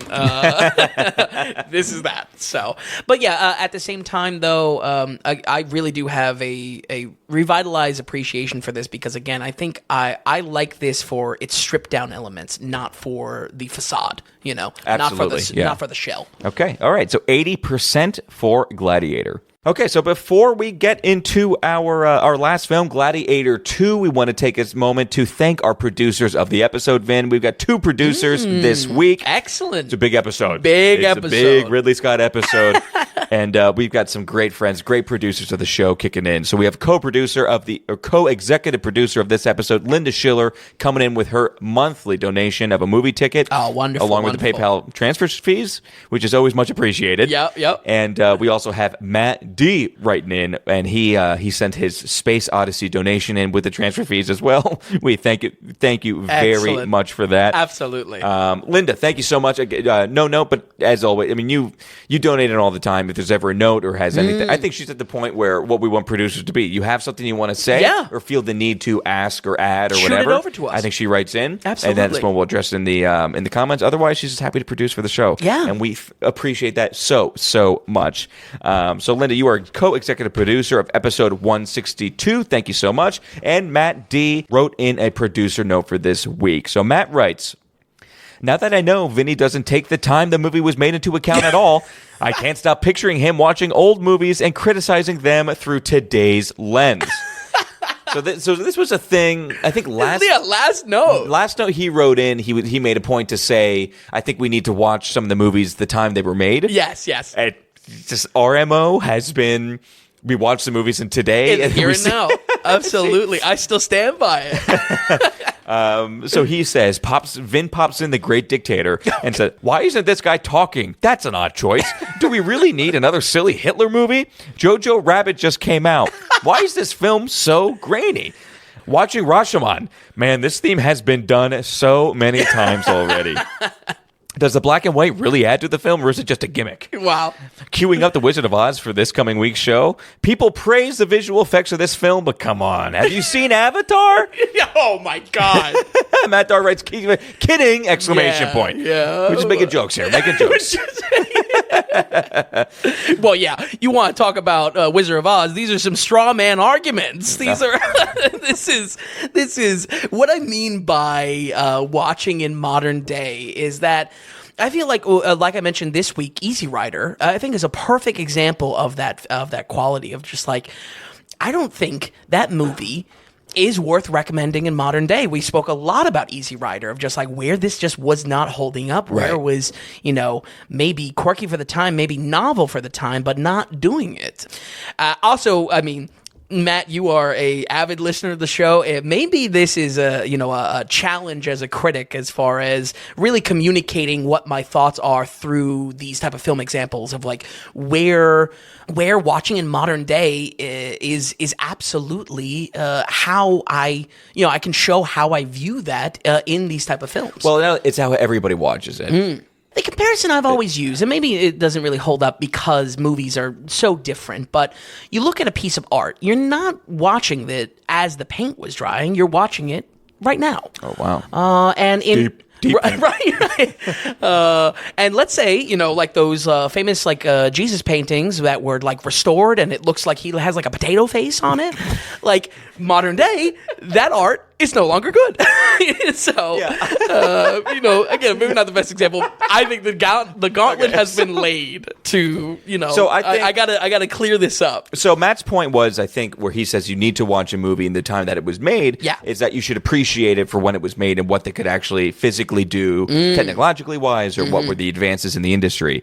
Our point of saying you have to watch it in the here and now is no matter who you are, we are in the time that we are in, and when you put on a movie, it's going to have effects for you. So, for instance, even if Gladiator looked good 24 years ago, when you watch it today and go back, there is something taken away. Yeah. But that being said, I think Matt's point saying was just like, oh, you watch any old film, it's going to hurt it. I always go back to Citizen Kane. Yes. Which you brought up last note about this. That's my crutch. But you went back and watched Citizen Kane, not like... You watched it relatively soon before starting the podcast. Right. I don't know if you felt like you needed to get it on the site or you were in maybe... I think I just like watched it out of nowhere and was just like shocked. You were blown away by it. Blown away. And a film like that came out in the 30s, I believe, correct? Citizen Kane? Yep. It held up so much that it's in the must-watches. Yeah. So there is an aspect to longevity in film. It doesn't. It's not necessarily... gimmicks or technological advantage or disadvantages. There is a thing where it's how was the execution of a film done just straightforward? Yeah. You know what I mean? Absolutely. And I think there's a lot to that. Yeah, there's a dialogue, I think, in what we talk about here on the podcast of just like almost the hunt for timelessness. The hunt for something that stands the test of time. This is exactly what we're talking about with these battle sequences. I don't know why I'm going to mention both of these, but I'll mention two John Wayne films. But look at Stagecoach, which is 1939, and it's like, okay, they're clearly in a studio, not in an actual stagecoach, and it's just like you have someone stepping on it. There's probably springs, and you have a guy on the outside. There's probably a big treadmill for the background, basically. And yet there's something there that we rated that film very highly. You look at Red River, where it's just like, a lot of those scenes would be done much, much better these days, but there is something that the film is made, and it strikes through in a certain way where that is still a very highly rated film. Yeah. And so I think it necessarily, you can kind of have what we have, where I understand Matt's point completely. I mean, you watch an old film, and it's just like, you're going to shit on it for being an old film. But there's films that really shine through, even when watching it today, which you can't escape. You have to watch it in today's time. Absolutely. Because that's where we are. And that's where I kind of, where I'm so dug into this type of mentality, is that, or this thought, is that there's no getting around it watching in modern day. Certainly there's levels of appreciation you can have for it, but I feel like it comes down to what we talked about a little bit earlier, in that the feeling is around execution. How is this being executed? And does that execution hold up? Does that vision hold up? And I think that, there's that. And I think we do give gimmies. You know, when we watch an old film, it's just, we can give them that. Okay, all right. Well, that's a little rough. We can give them that one. For instance, you look at Stagecoach, where it's just like, okay, they're clearly not in a moving stagecoach. It's somebody with strings. Or I go back and watch White Christmas, where the entire movie is done on a soundstage. They're clearly not actually outside. Doesn't matter. The film still hits beautifully. So there is that. We do give out gimmies. But there is a fuller picture there to it. And and not to say this in the blue in the face, but I think this is a good dialogue here when we talk about silent films. If you listen back to my reviews for any silent film I've talked about, it is about how it's executing its vision, not necessarily how what they could pull off at the time. It's just like, how does it make you feel right now? Right. What is the experience right now with it? And, I don't know. I feel like increasingly I'm describing movies as something to put on in the background of like a Halloween movie, Halloween party. But there's a lot of that is in play. No, to your point, look at the original Halloween that we covered recently. Oh, right. You're a pretty big fan of it. Yeah, absolutely. Because it hits, even though how basic and simple that film is. Yeah, and Very good. But I think, and Matt was making jokes here, but I think that overall, maybe it's good that you have how we approach it. Actually, it's not complete blinders on. It's just And I think you do have to play with it a bit. A good challenge as far as like if that's what I believe, I got to make my case with it. Right. But anyway, so Matt just says kidding, and then he goes, "I am so glad you covered Sean Baker.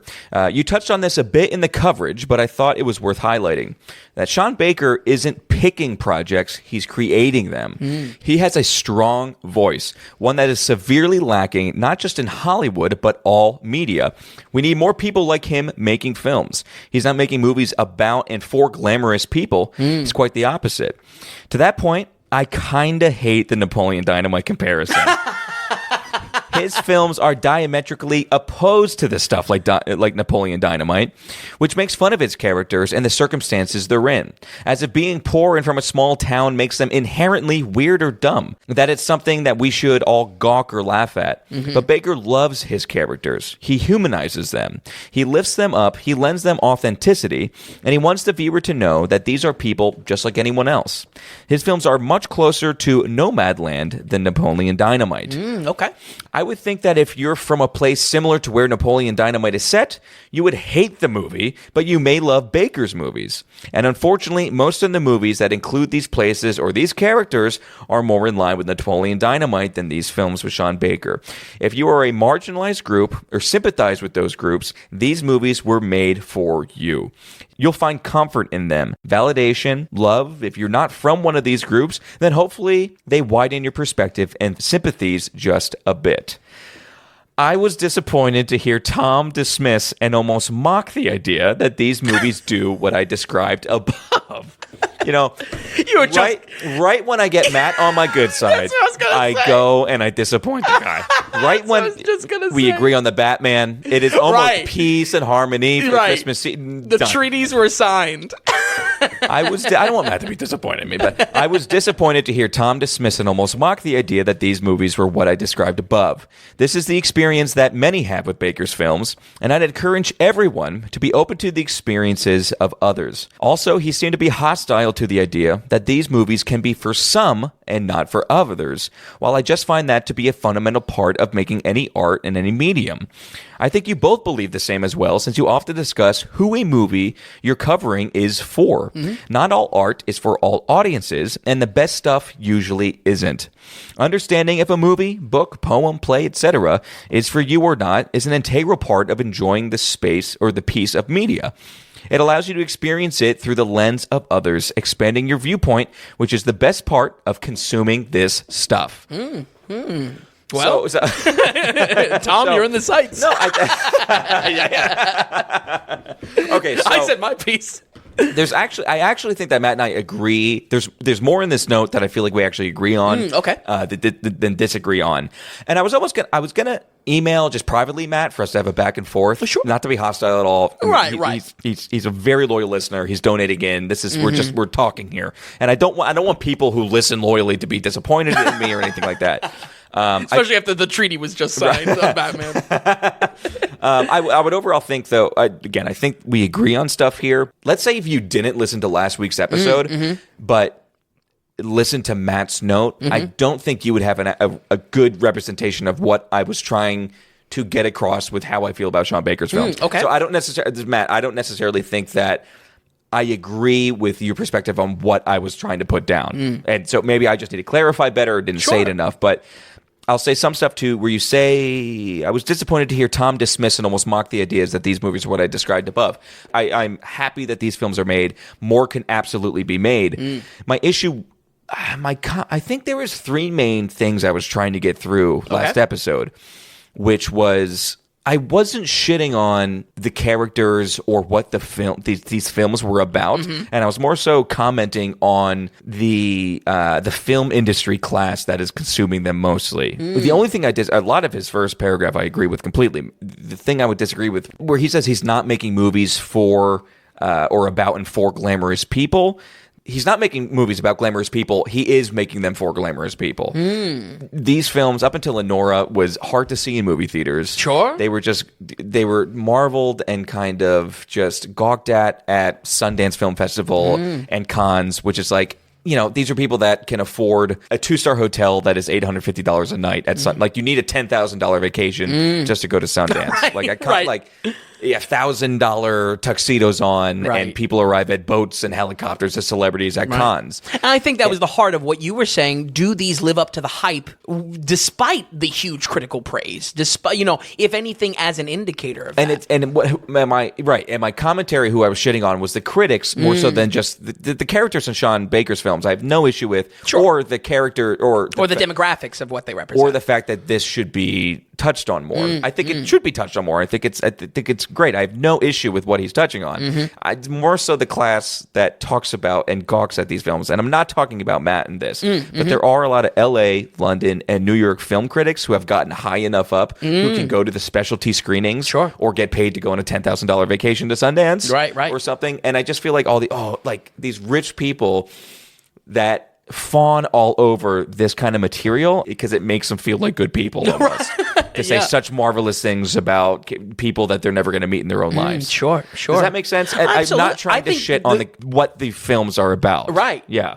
I think, if anything, the backbone of that is that the proof's in the pudding with the distribution. If this was truly made for everyone, or truly made to reach the demographics that it represents directly, then it would have wider releases. That production model would change. Yeah. Right. And we talked a little bit about Baker's production model as well, of how he's successul at it. And that's just commentary on Hollywood as a whole. They just go for big blockbusters, and these don't kind of sell. So I get why like these are smaller. I don't know. These are smaller movies because that's what the industry is. Sure. But it's just the fact that was one main thing I was trying to say, and I liked these movies. Like I liked Florida Project and Anora. Yeah. Like I had liked them quite a bit. I didn't love them, but I liked them a lot.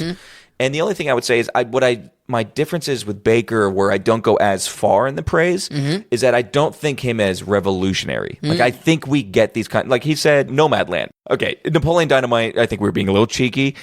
Yeah, because mostly for the clip of Napoleon Dynamite characters that smoke crack. Because that is cheeky, and he's right, because Nomadland totally fits this more. Yeah, but true. Just in that, like Nomadland, it's another example of these stories being told. Something we covered very early on the podcast. Thinking of The Whale. And Requiem for Aronofsky does this a lot with, you know, when you look at like The Wrestler or The Whale or Requiem for a Dream. Or definitely Requiem. There's a lot of other people that take on these types of characters. So I like that Baker's doing it. They're good movies, but I'm not going to overly I'm not falling over myself for the guy. Sure. And I'm not saying I'm not giving any shit to Matt D or anything like that. That's where I'm coming from. Yeah. And the only other thing I was saying was the watchability. So when Matt says that I seem hostile to the idea that these movies can be for some and not for others. Okay. If I said something along those lines, I didn't mean it. I think these actually are for a lot of people. I think my main thing I was trying to get across was the rewatchability of the films. Okay. Like take a Florida Project where it's not the best. It's not a joy to watch. I'm so with you though, because like, what is the eagerness to return to this emotionally devastating film? And that's why I think that Florida Project was a better overall film. Yeah. And I think I even said that Anora was the more rewatchable one because of the size, scope. There's more in that second act. There's like a lot of comedy to it, and it's just hitting more. Even though it's a more imperfect film, it's rewatchable. But I think that's where, like Sean Baker, I don't think they're the most rewatchable films. And that's all I was trying to say with that. I think they're for a lot of people to watch.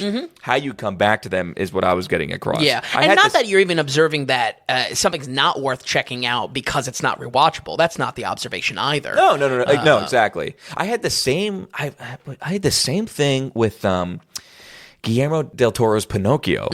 So I loved it, and I almost gave it 2 shoes, 2 laces. And you hate Guillermo del Toro. And I hate. He's exactly right. Despite my best wishes, probably will never get a 5 spot.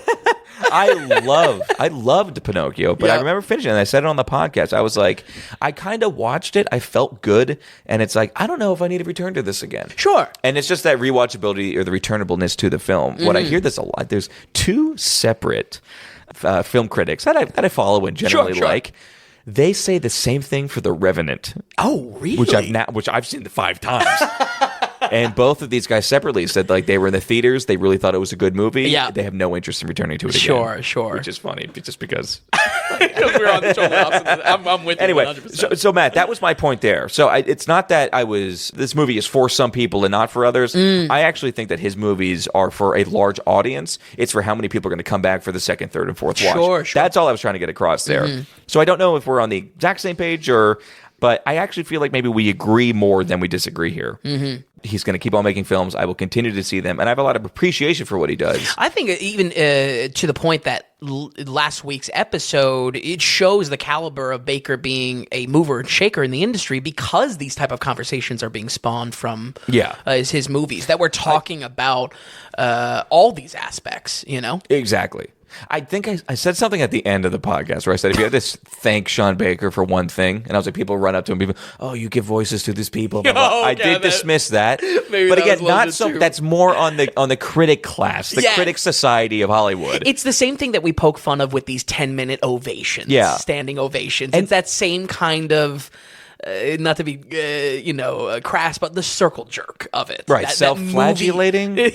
You're right. Yeah. Some sort of, that there's an elitism there, despite the subject of these movies being the exact opposite of elitism. Right. I feel like I've been touching on more of that kind of class of people and the critics and the high society of Hollywood and how they're all just intermingled. I've been touching on it more because it's not only with the podcast, it's just in my news feed now.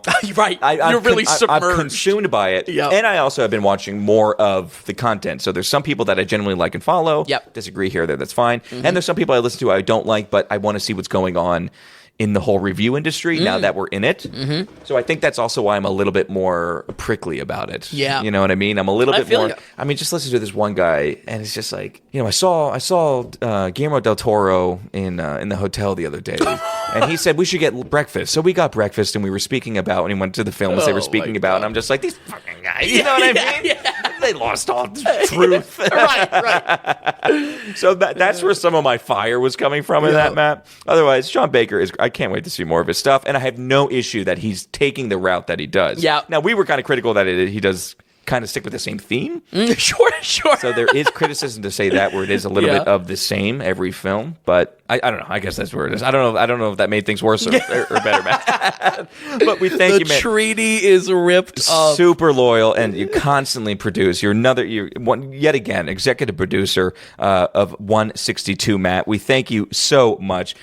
Keep the notes coming in, and if you and I want to have a back and forth off channels to mend our fences, I'd be more than happy to. But thank you so much, man. Really appreciate it. So, folks, if you're wondering what the segment is, why we're not talking about movies right now, it's because this is the producer segment, and for the daily ratings, we're going off the value for value model. Basically, what that means is we're not going to have any advertising here on the podcast or the website. We're not going to have any tier structures or paywalls, or we're not subscription-based you have to pay more to get more content. Everything that Vin and I do, it's out there, and technically it's for free. But if you are finding it valuable, so if you're listening to the podcast or using the website, we look at that as value in your pocket. Can you send us value back in our pocket? It's value for value. So you go to the donations tab on the dailyratings.com, and through your monetary support, through your donations, you can show us what value you're getting, and you also become a legitimate actual producer of the Daily Ratings. Because just like when you financially support a project in Hollywood, you are a producer of the project. So Linda, Matt D, they're producers of episode 162, producers of the Daily Ratings, and we appreciate it so much. And when you produce, you can write in a note, just like Matt did as well. You can write in questions, comments, critiques, suggestions, whatever you want. It could be ask us anything. It doesn't even have to be about film. The idea is if you are financially donating into the show, if you're producing the show, we want to hear what you have to say, whatever it is. And that's what we're doing here on this segment of the podcast. It's the producer segment where we say thanks and we chat with you as well. So again, it's thedailyratings.com. Go to the producer tab or go to the donations tab and become a producer by donating into the show. We have some fun set donations like buy a movie ticket or a Space Odyssey donation, but there's the big value for value button there because we don't peg or tell you that you need to send us in a certain amount. It's whatever you want, big or low. Everyone's on their own finances, whether it's $5, $50, or $500. We can't tell you how much we appreciate it. So click on that value for value button and put in whatever amount of value you're getting from us here. That's how we're doing it. If you want to be a producer for episode 163, go to dailyratings.com. Alrighty, Vin, with that, it's time. I would say it's the movie of the week. Technically, it's Wicked, but that's next week, folks. Stay tuned Right. for our Wizard of Oz special. But no, it's Gladiator II. Like I said, it was in the makings. There was multiple scripts throughout the years that were tossed out or used. And I don't know, we finally have something. We've got Paul Mescal, Denzel Washington, Pedro Pascal, and many more. Many more. We didn't see this together, but I did see this in theaters there, Vin. So you start off wherever you want. We'll take it back and forth. And how was Gladiator 2? Well, folks, Tom berated me for this, but I did something very dumb and watched this movie before my rewatch of Gladiator 1. And in hindsight, yeah, that was a bad idea. That was just not good. You know what's funny? Then I watched Gladiator 2, and I was like, oh, it doesn't matter which one you watch. Right. So I became more on your side.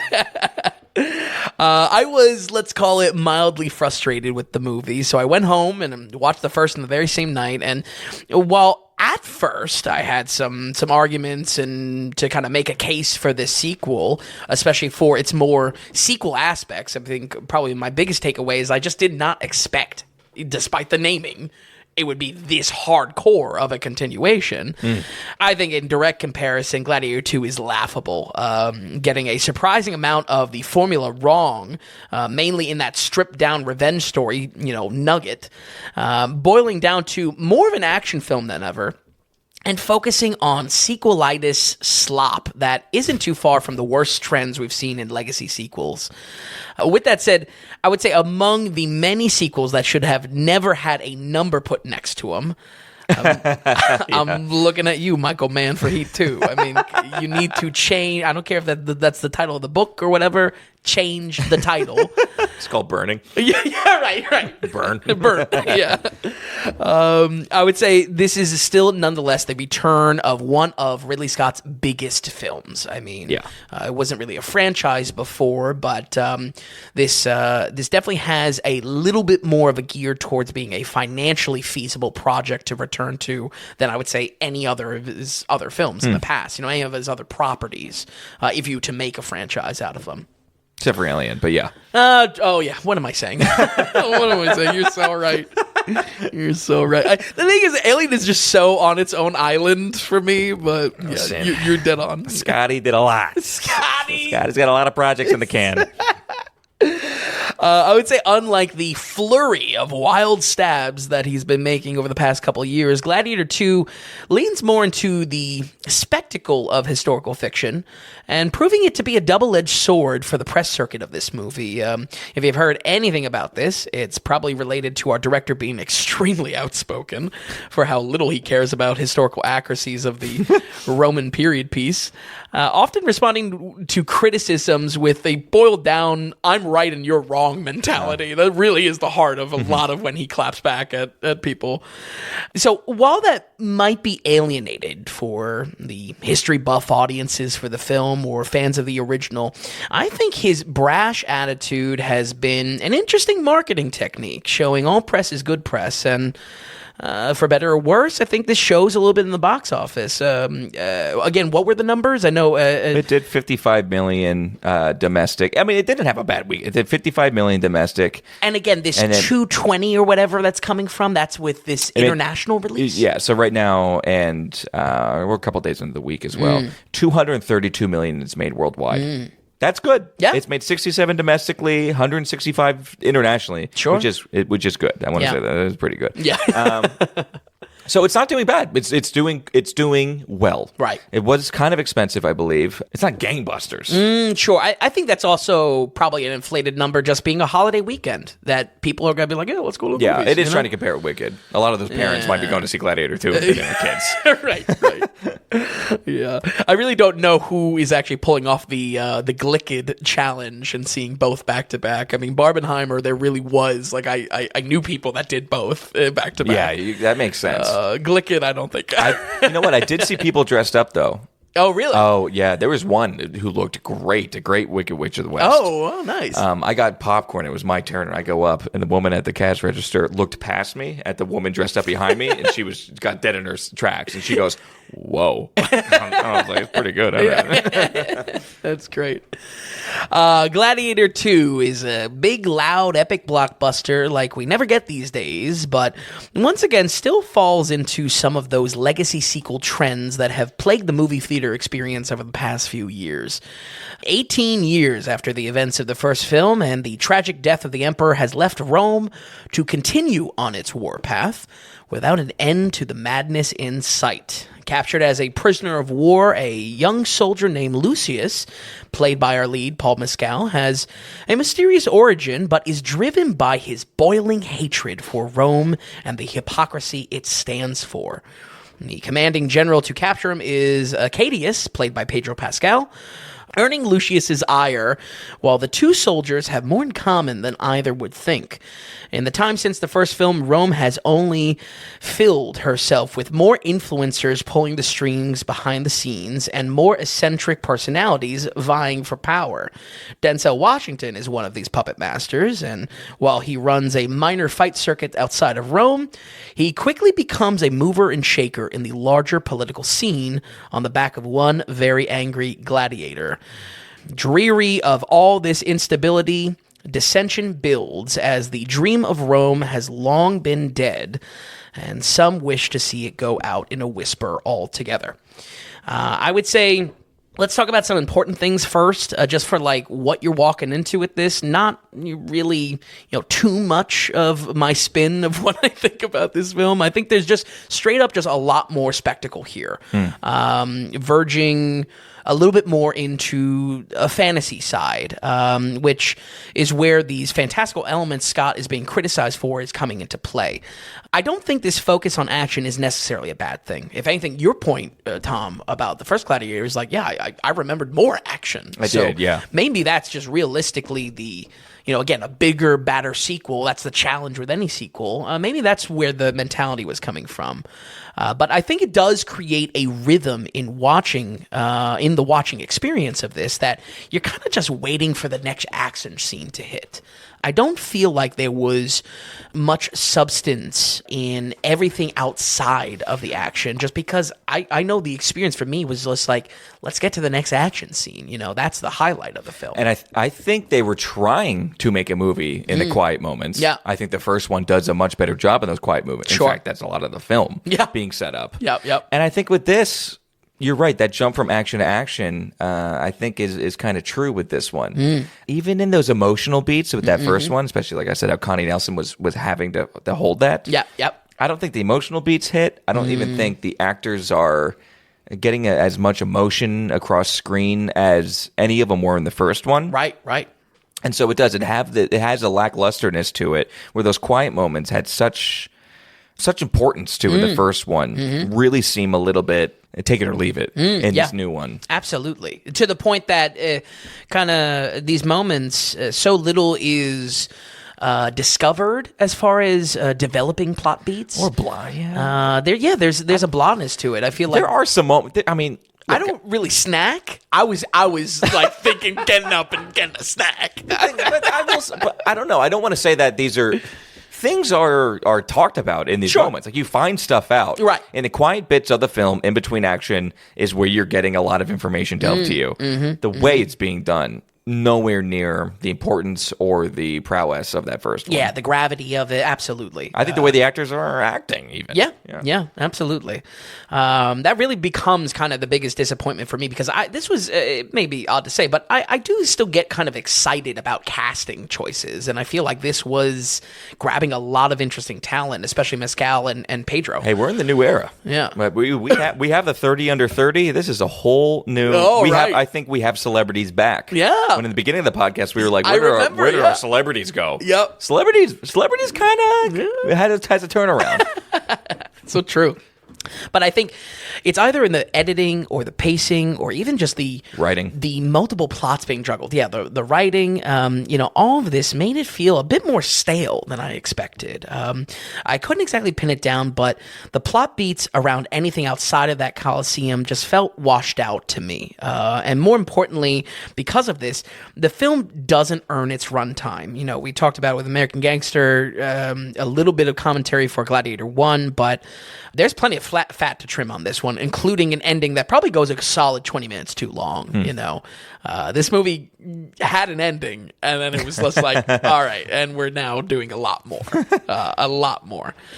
But like I said, walking into this, I was pretty super pumped to see this cast, but sadly just really became, honestly, one of the bigger disappointments for me. Wow.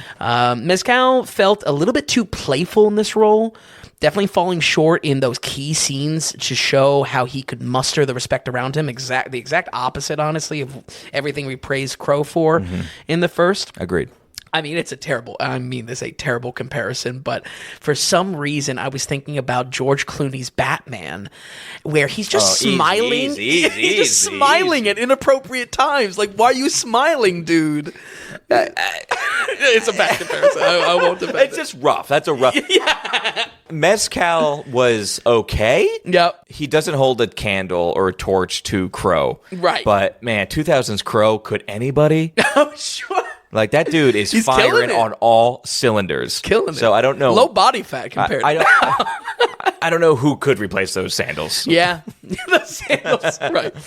Oh, speaking of that, I also saw the subcategory of sword and sandals. I was going to bring this up to you.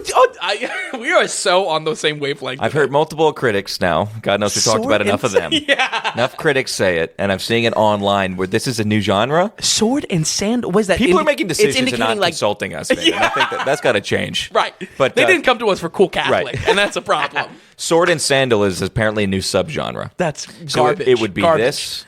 I guess you could throw old Troy into that. Oh, right. 2004 Troy. And so it's specifically before Shields, basically. But the thing is, because I don't think you could put what is the most popular show of all time? Game of Thrones. Yeah, I don't think you could put. I don't think you could put Game of Thrones in that because that's not sandals, right? Right. That's still more fantasy. First like a Bronze Age kind of thing. Gladiator. Yeah. I'm trying to think of the movies that would fit that because apparently it's a huge thing. Yeah. I don't like it. Everybody knows about it except for me and you, apparently. Just found out about it this week. Yeah. I don't like that at all. The Mandalorian. I kind of like it. I would say you kind of like The Mandalorian, on the other hand, I would say it kind of feels a bit too muted. Like, obviously he's trying to be this like stoic soldier type.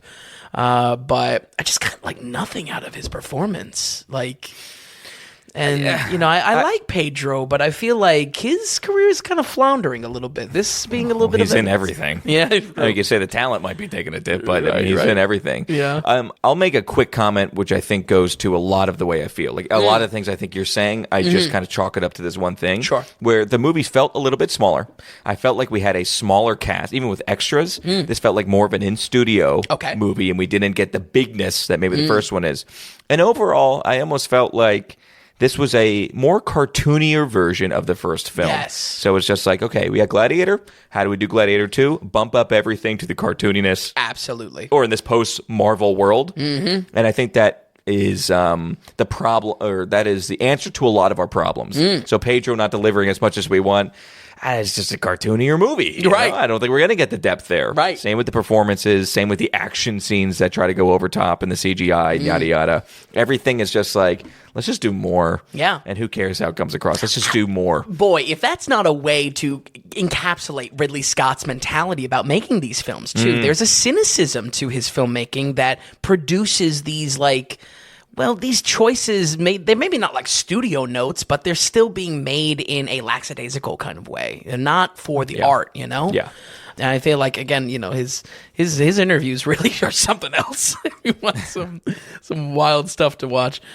I would say Denzel, I don't know about you, probably best part. I don't know. I'm curious, actually, your thoughts on this character, but definitely on the same note of more cartoony, you know, even in the intrigue game being played. I think it's a hamfest. Yeah, it is a hamfest. Denzel hamfest. I mean, look, coming off of American Gangster, I prefer American Gangster Denzel. I want to get back to that Denzel. Yes. This is Denzel having a good time. Sure. And he's super... I mean, the man has a presence about him. Yeah. So he's so enjoyable to watch. Right. But he's in Denzel lately. I feel like he's been playing almost the same character, and it's just Denzel. And a little Equalizer vibes here, well, for sure. that's what I was going to say. It's just like, okay, so it's a Gladiator film period piece. Let's just put Denzel in a robe, and we have Denzel in a robe. A lot of rings. We're in flight. We have Denzel as a pilot. Equalizer. We have Denzel as a silent killer.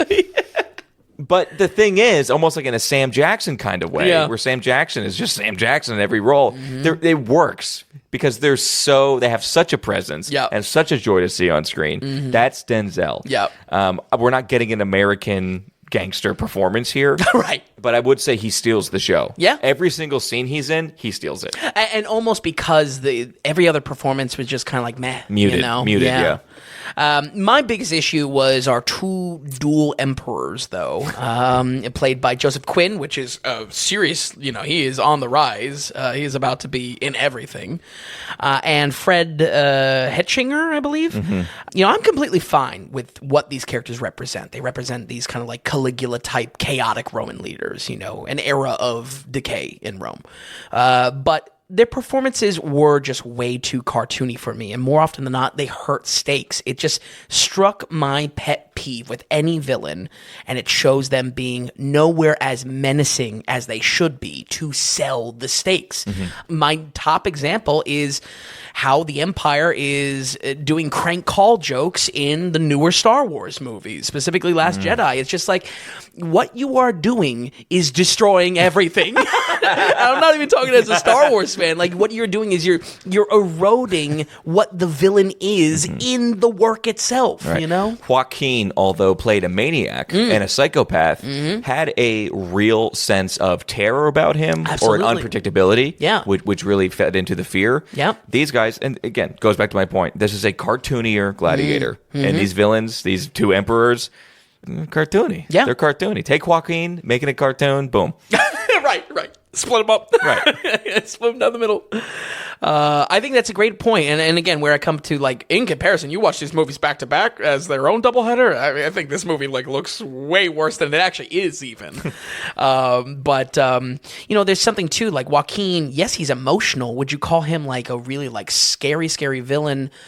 Yeah, because that emotion sells makes him unhinged. An unstableness to it. So these two guys seem like they're on play. It's like, or they're doing a play, and they need to be extra flamboyant in their ridiculousness. Right, and their disconnect and whatnot. So, I'm sorry. Can I just say one thing?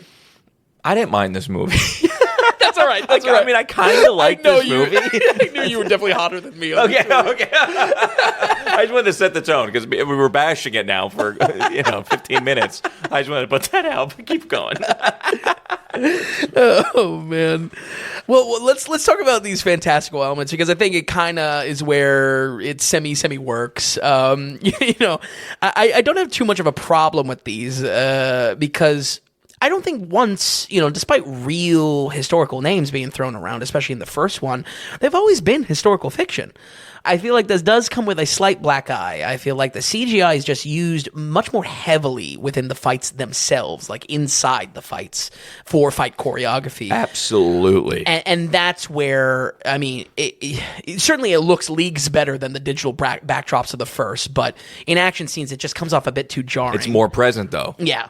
It's more in your face. Absolutely. Very much more in your face. In particular, 3 main fights not only feature kind of CGI animals within the fight choreography, but making them the centerpiece of the scene it just felt so blockbustery to me. And I think at minimum, they could have just been blended into the experience a little bit better. I don't know. Yeah, what because are it your didn't look thoughts good. here? Well, because it didn't look good and it took you out of it. Yeah. It lost a realness to it completely. Yeah. Go back to the original Gladiator.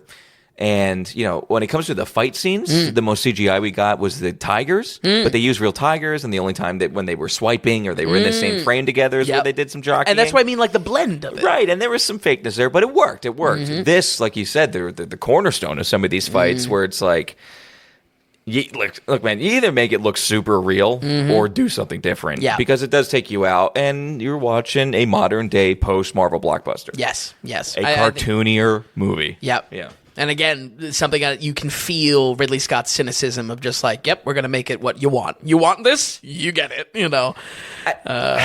You don't disagree? Yeah.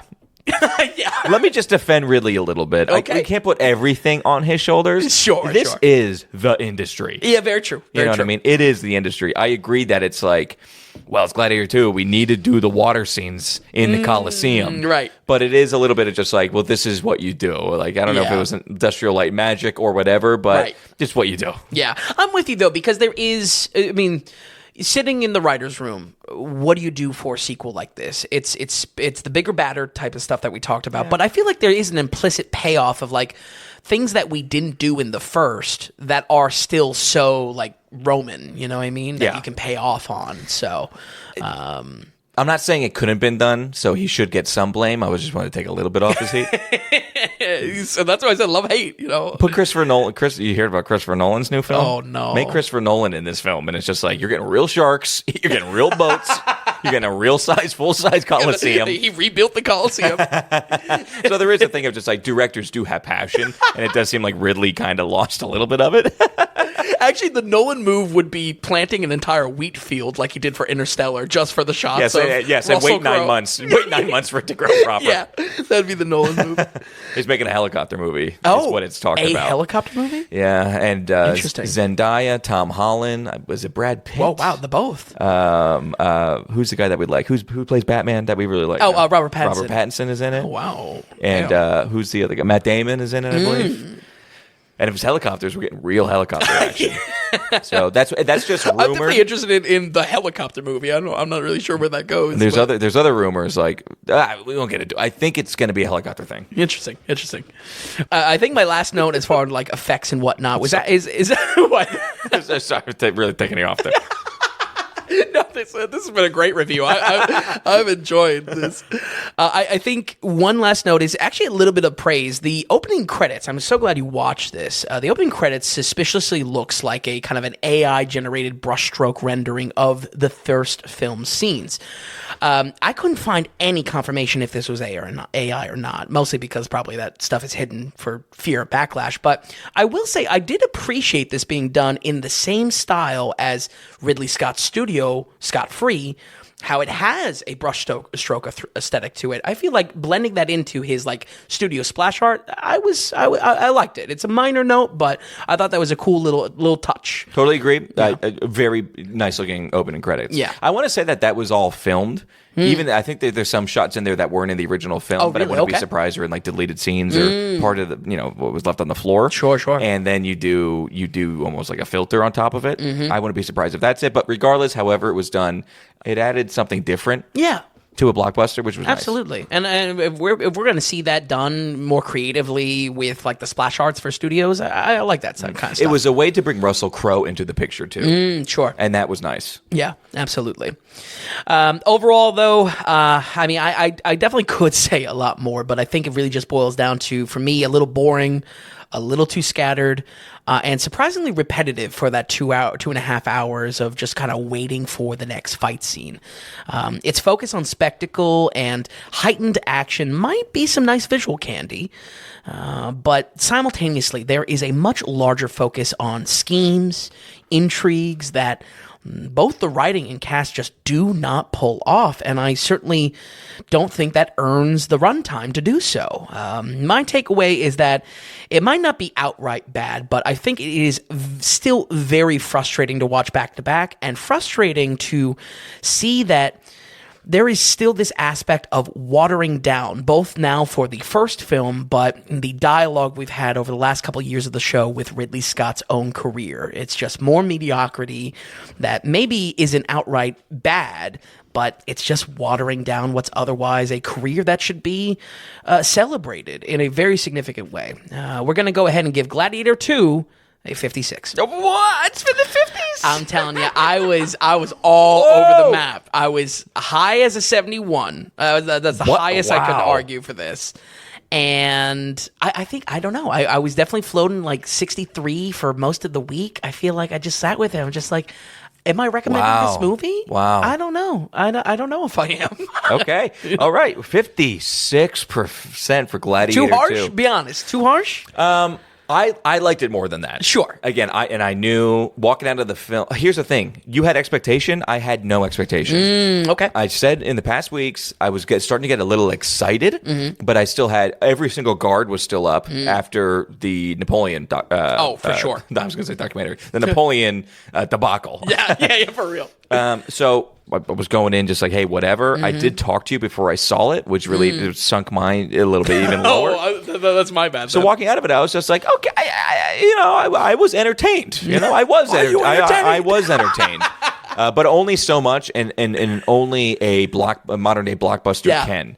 So, did I like it more than a Marvel movie? Yes, because Marvel movies don't play in ancient Rome, and we don't have Colosseum fights, and there's no Denzel Washington to be found. Yep. That's why I came across pretty positive. There's aspect that works. I don't think the script is anything spectacular. I certainly don't think the CGI looks necessarily so great. I don't think performances are really all that great at all. And muted. I think muted is the perfect word that we hit on. Except for maybe Denzel, who is really just playing Denzel. Yeah. That's the thing. It kind of looks like 2024 Denzel set in Romans times, which still has an enjoyableness to it. So I like the film. There's nothing that I loved about the film, but there was something where even when this comes to streaming or Netflix or whatever that's free and I don't have to pay for it or something, I'm going to turn this on again, I think. For the action? Or for Denzel? It's just the movie. I mean, it's just the new rating category, background noise.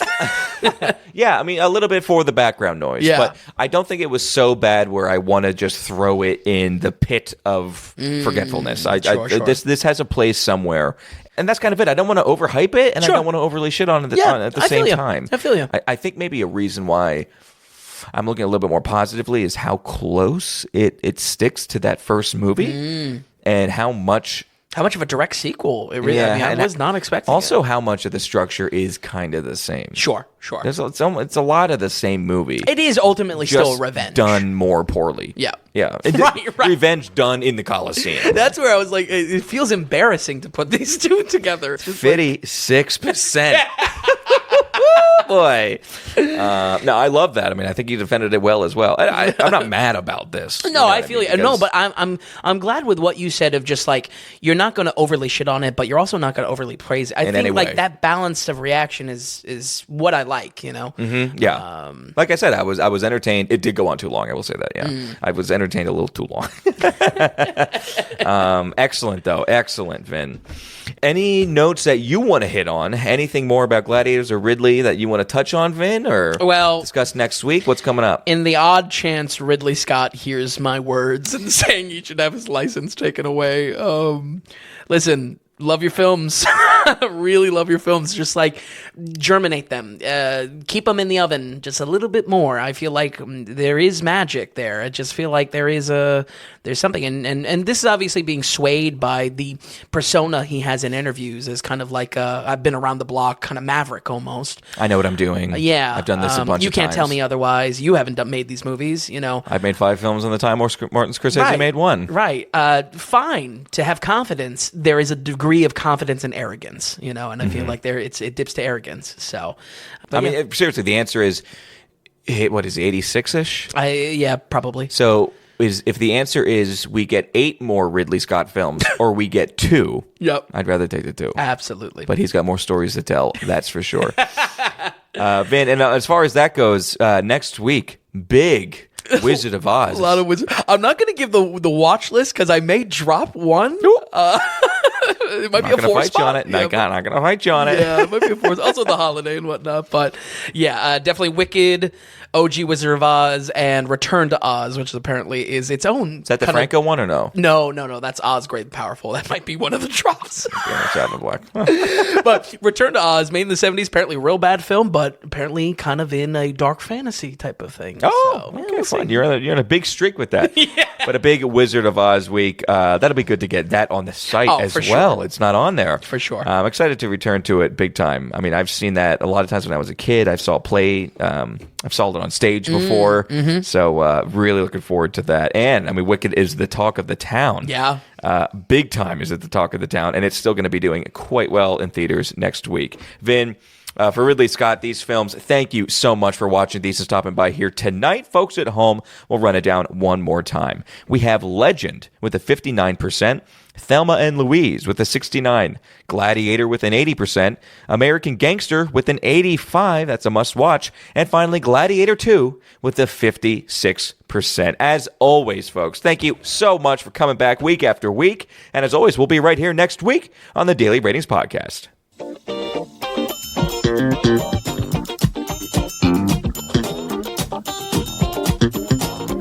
And hey, if you enjoyed the podcast, if you would, give us a good rating or get the word out and tell a friend about us.